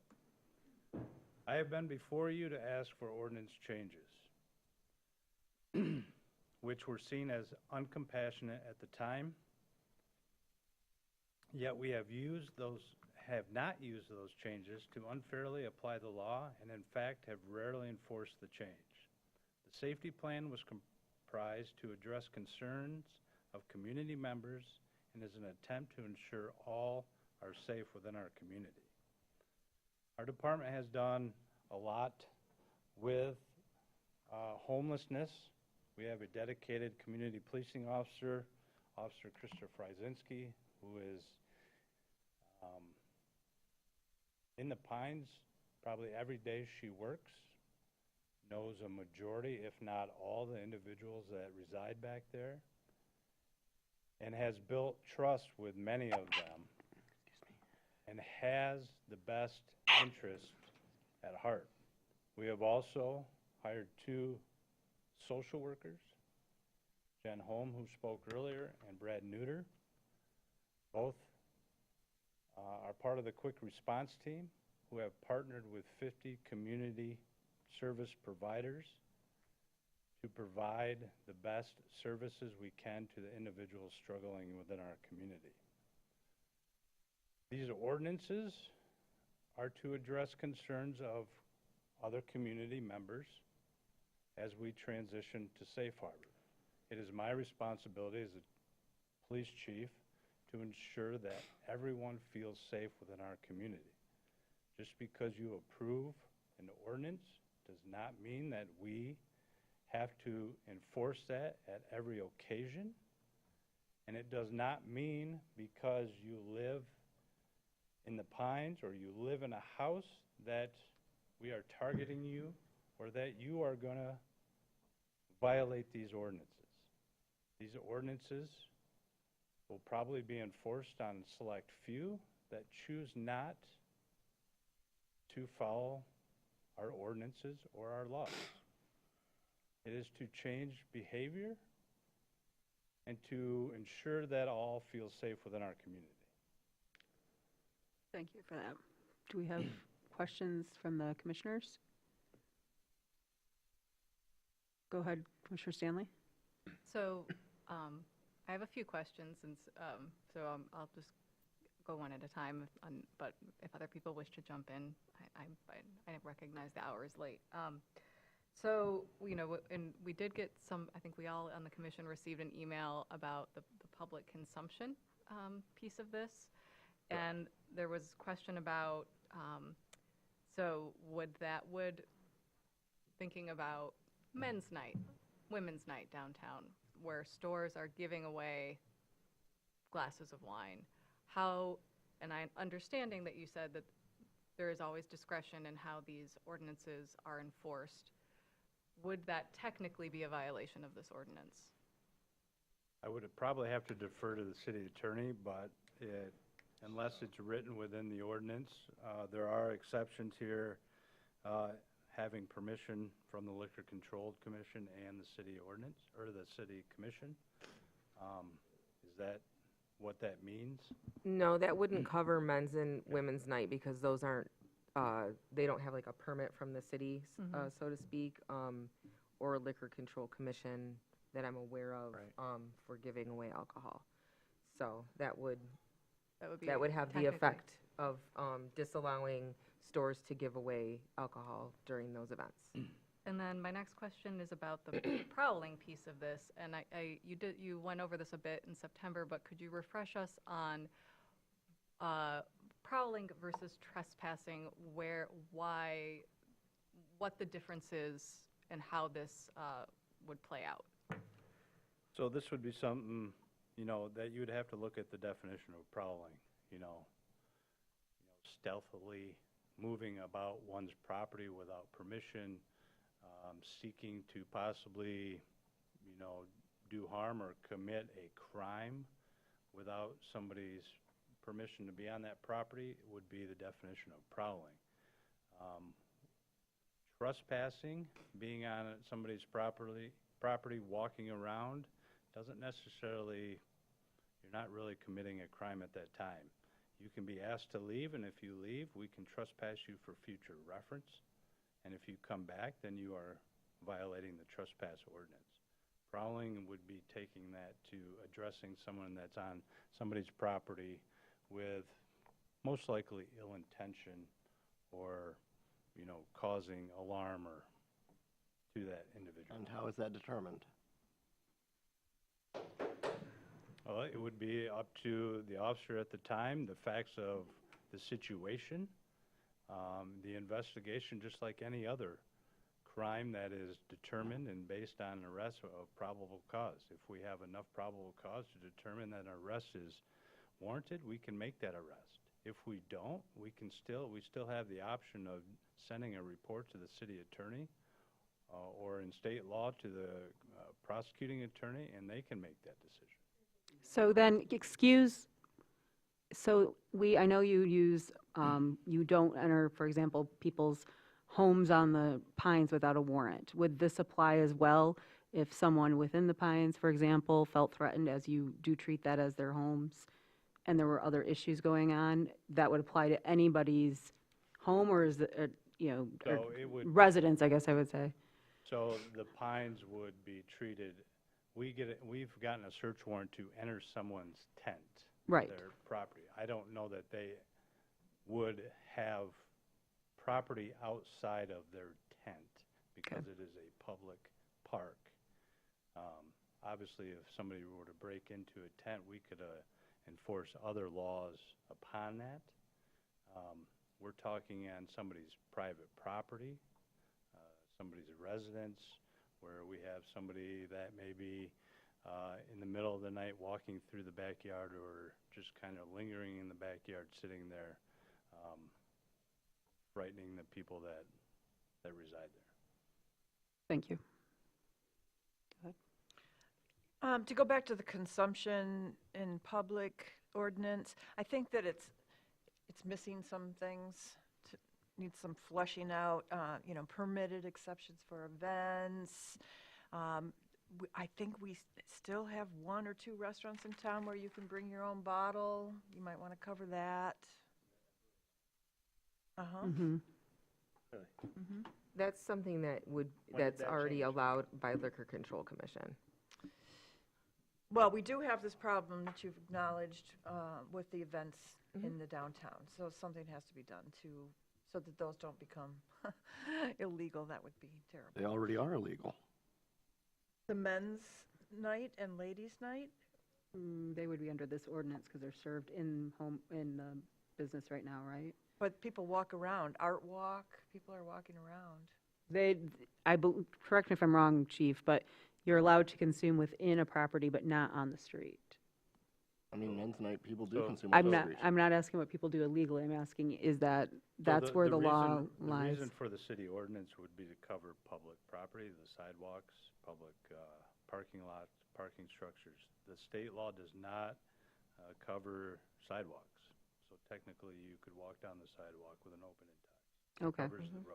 So this would prevent that, then, what we're talking about, but it isn't currently illegal then? Correct. Okay. Okay, so moving on to loitering and prowling. As I understand it, loitering is a public property issue and prowling is a private property issue. Right. I think there's some overreach and vagueness in the language here that could get tightened up a bit.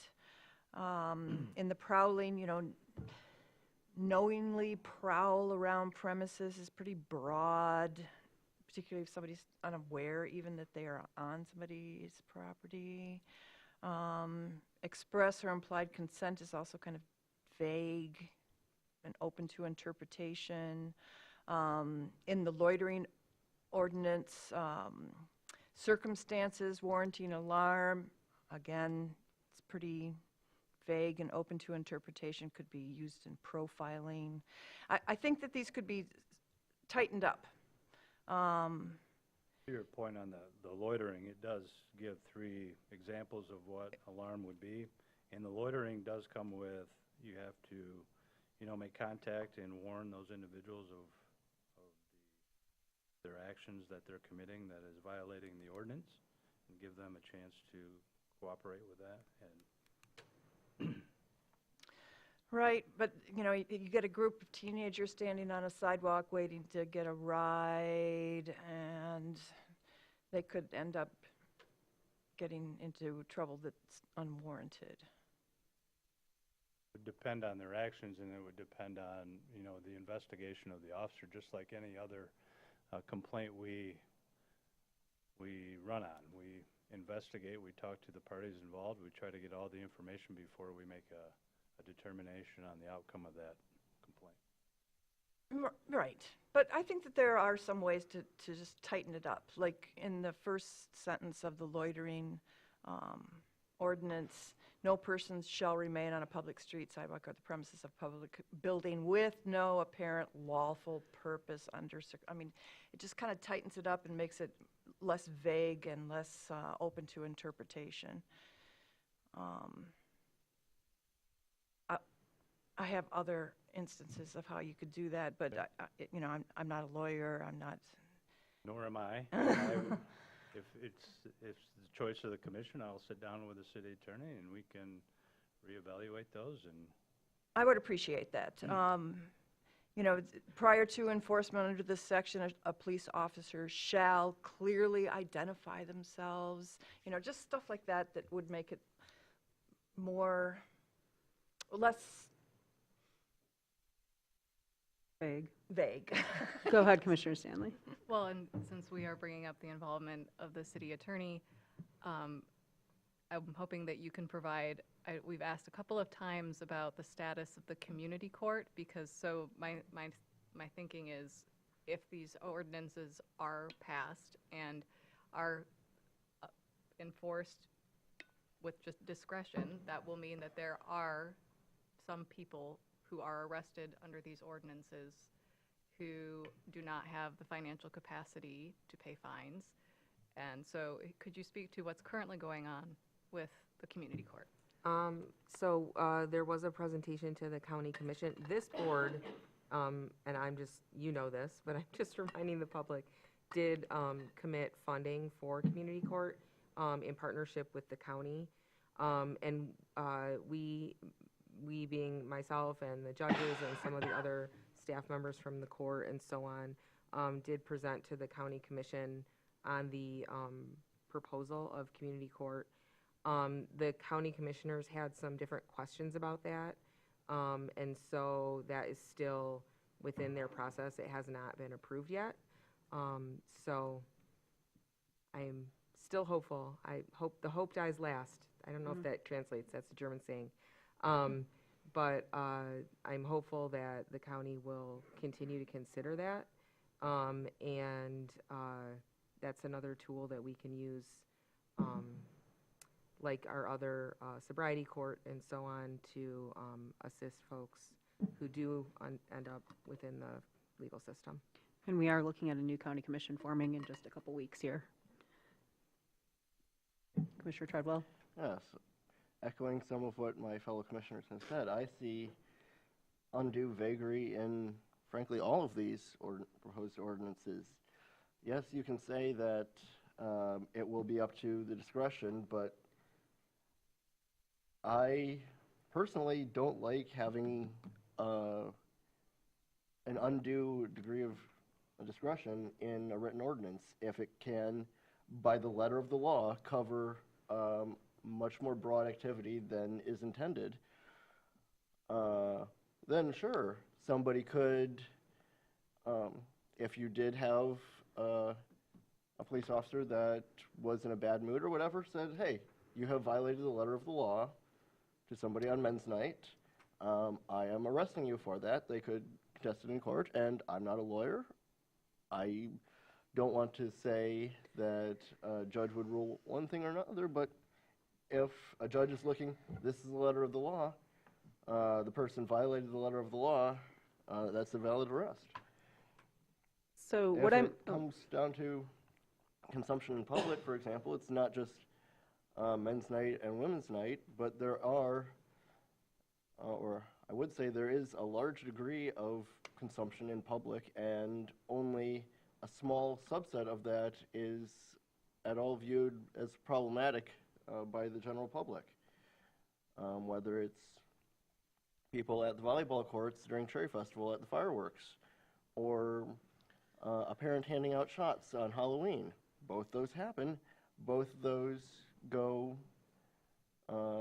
maybe not unnoticed, but uncomplained about by the people around. But both those can violate this letter of the law. With prowling, it is extremely vague if I am knocking doors. We just finished an election campaign a month ago. I knocked a whole bunch of doors. I knocked 1,000 doors the year before. I knocked 1,000 doors the year before that. I knocked 1,000 years before that.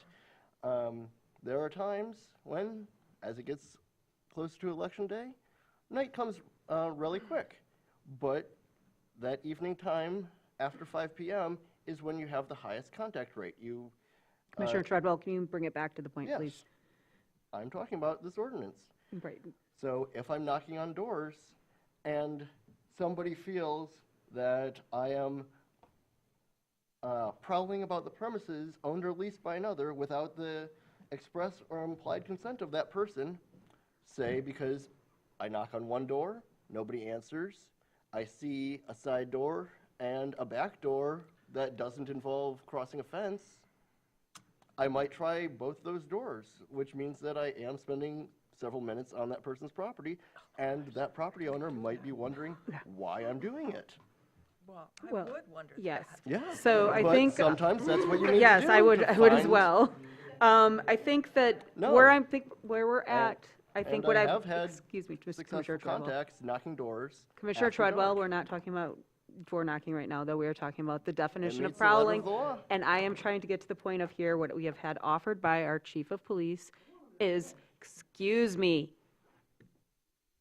Yeah, me up here making my 6 figures that I do not make. I suggest you check the commissioners and the mayor's salaries when you put that out. So when we do have this, we have the chief up here offering to speak with our attorney to maybe work on some of these vague descriptions. Is that what the commission would like to see? Because right now, we're left with either making this motion or not, but if there's a consensus amongst the commission, I would be happy to have us send it back to the chief to discuss with the city attorney. And I would be curious about leverage points. I know you've gone before the county commission. I know there's a new commission, as you said, a new commission coming in a couple of weeks.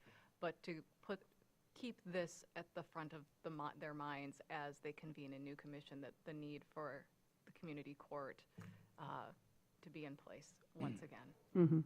I would agree with that I'm as well. happy to carry that message back. Thank you. I just have one more question for the chief. Currently, we do not have a consumption in public ordinance? Oh, my gosh. And We no, have it for parks. no loitering ordinance? No. How about public urination? Yes. Okay. Well, I've seen that. I watched a man urinate on the doors of Burrit's. I've prosecuted that before too. So it is something Okay. that So, is, that is enforced. Okay. Commissioner Warner, you had your hand up. Yeah, just back to the public consumption. I only just learned about that when we talked about, the corner of Social District. Thank you so much. Social District, because with the Social District, we were actually restricting that, because prior to that, I could have cracked a beer and walked down the sidewalk in front of all those businesses, and if that was a public space with a public picnic table, just sat there.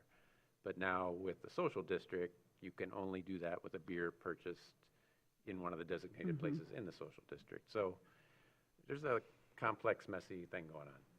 I would agree with that too, Commissioner Warner, of when we think about events, when we talk about our social district, how all these affect it as well when you have your conversation. So I think that seems to be the consensus of the commission. Where we'll leave it is to go back and let you put your heads together on that. And I would also say that if commissioners had specific items like Commissioner Shaw pointed out or Commissioner Treadwell that weren't addressed here that you think of, perhaps email the city attorney individually. We know we don't reply all or include all, to have them be able to get into the weeds on any of the concerns that you have. Okay, so with that, there's no action on that item, so we are moving on to appointments. Thank you. Thank you, Chief.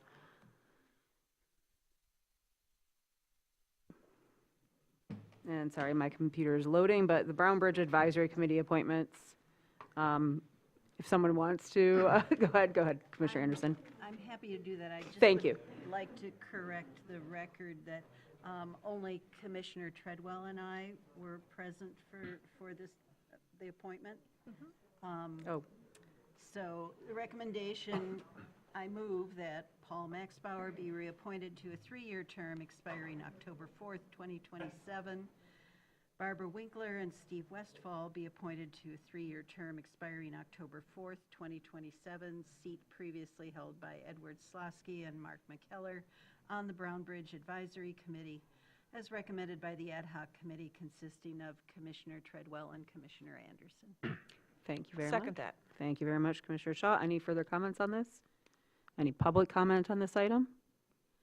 Seeing none, I'll bring it back. All in favor? Aye. Aye. Opposed? And lastly, the Hickory Hills Advisory appointments. This has been a big one we've been working on, so I especially thank Mayor Pro Tem Wilson, Commissioner Treadwell, and Commissioner Stanley. I know there were several days of interviews and a lot of work that went into that. I was not available. That's when Commissioner Stanley was not available. So I will especially then thank Mayor Pro Tem Wilson and Commissioner Treadwell for their work on this. Yeah, we appreciate you, Lots Mayor. of That is applications. normally, a lot of times, these ad hocs are pretty straightforward, and there's often more seats available than there are people willing to step up and serve.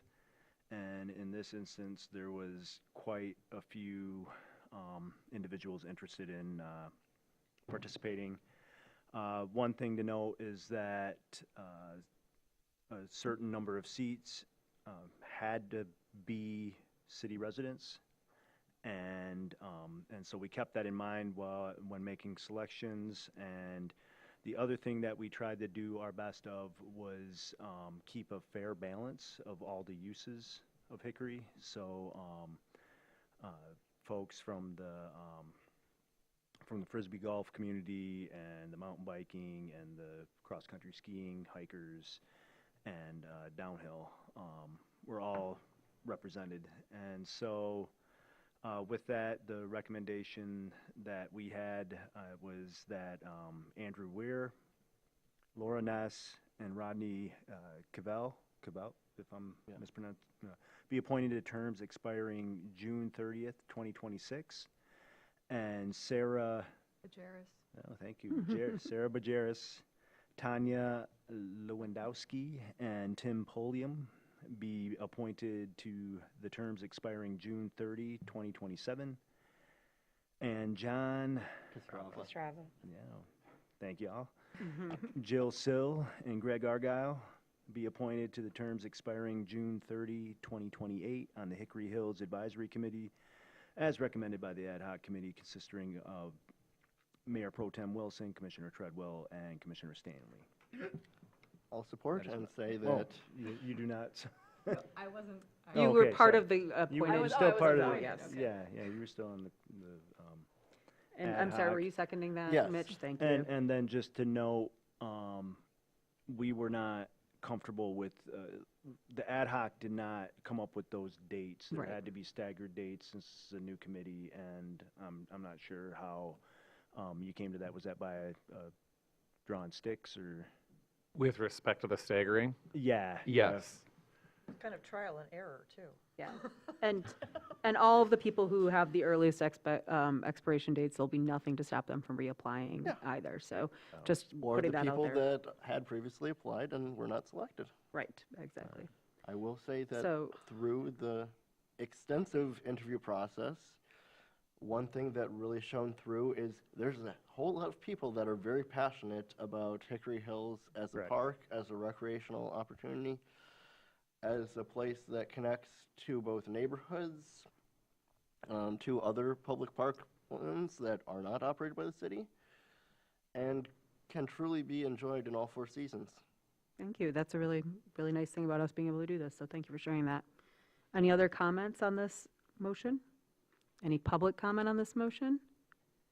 Seeing none, bring it back. All in favor? Aye. Opposed? Motion passes. Okay, we don't have any reserved public comment, so now is the time for any general public comment.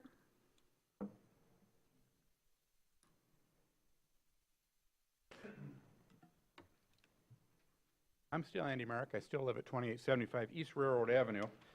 I want to thank you guys for the work you do. I sit on several boards. I've worked with several of you, and I have not been through the contentious meetings that you guys had the privilege of doing in a long time since we talked about dams and Frank's gone. The work that the police chief does, I'm thankful that he's here doing that job. I would not want it, Chief. He's got to deal with a lot of different people with a lot of different opinions on how to do his job. I came here for one reason only. For some reason, decided I was going to see what the city of Traverse City was up to, and I saw, as a business owner here in town, that you guys are potentially looking at something that affect my business. The 67.03 consumption in public. You talk about in the portion of any business premise open to the public that if that business is not licensed to sell alcohol, liquor for consumption on the premise. Wow, that's a lot of words. Must have been a lawyer. I look at what is the easiest way to handle this. We could issue permits, we could do a whole lot of things, or we could just strike that part of that whole comment out of there, allowing the businesses to still serve alcohol within their business like many of them do. There's some of the jewelry stores. You can go in and get a glass of wine while you're shopping for your jewelry. Bouchel's in town has served alcohol without a liquor license, but couldn't charge for it and couldn't have any stipulation that you have to buy a burger or a whatever else, what they happen to serve in there, I can't remember. You couldn't be a stipulation that you have to buy something to get that. So simply striking that one portion of that sentence would make that much easier, much more palatable for us business owners. I'm kind of surprised more aren't here. They must not have known that was on the agenda. It's hard to keep track of everything going on in the county, in the city, in the townships. And hopefully you guys can look at this and keep it simple. Don't make it too complex. Don't make it too difficult for the law enforcement to enforce for you so that they selectively don't do it because it's too complex to do. Look at how you can do it simply. Include where you want it to go so that they know the direction. You don't want everyone who happens to be standing on a corner waiting for their parents. I think the police are smart enough to know that. But if they're being rambunctious and throwing eggs while they're standing there waiting for their parents, that's a little different story. I was a kid. I did dumb stuff. You know. Thank you very much for your time and what you do for the city. Thank you. I do want to say on the note of those ordinances, there's a lot of disturbing things, and I think y'all realize like the potential for lawsuit there, and that's probably why, you tabled that stuff. Because any civil rights attorney a lot of ambitious civil rights attorneys I know personally would love to cut their teeth in these, especially that loitering one and how that apply to like public demonstrations and stuff. And I think it's a real slippery slope to y'all notice that. It's a real slippery slope to allow police officers to cherry pick where and when they want. Whether you like the police officer and agree with them, there will be another police officer one other day that has a different opinion. Maybe it'll be politically motivated, why they, charge someone with prowling or they charge them with loitering. And this alcohol law, I don't know, it seems like it's just discriminating against homeless people. And it seems like that's what he's cool with that, but not his business. I don't know. If someone's enjoying a beer and not hurting anybody in a parking lot, it's none of my business. Now, if they're acting rowdy and rambunctious, obviously it is everybody's business. But if someone's minding their own business, all these laws, there are state ordinances that can be enforced, that are enforced adequately. It just seems like an overreach of power and authoritarian. As for like it being a means to kick people out of the pines, that's what it seems like, and that's discrimination. That's discriminating, and that sets you up for the means of a lawsuit. I don't want my tax dollars going to paying for legal fees, for lawsuits. I don't think anybody here wants that. Yeah. Anyway. Thank you. Yeah, I'd just like to parrot a lot of that. I mean, you know, I know Richmond's not a lawyer here, but I'm sure you're not aware of the ruling from the Supreme Court on Hague versus CIO and how that loitering ordinance you have would definitely violate that. Also, yeah, I mean, I think all these ordinances are just thinly veiled attacks at some of the most underserved members of our community. I also thought it was kind of telling, Amy, the way you kind of cut Mitch off there as someone who has lived experience, as someone who would be targeted by these ordinances, and the way you kind of just, you know, shoved his comments to the side. You know, it's really shameful, honestly. So. Thank you. Any other public comment? Seeing none, I'll bring it back to the commission. Any final thoughts from commissioners? Been a long meeting. It has been. Are we ready to go? All right. See you guys in 2025.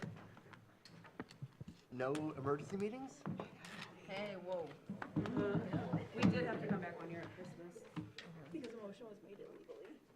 I think we're over there that night or something, and because what? Like, expansion. Reach over here.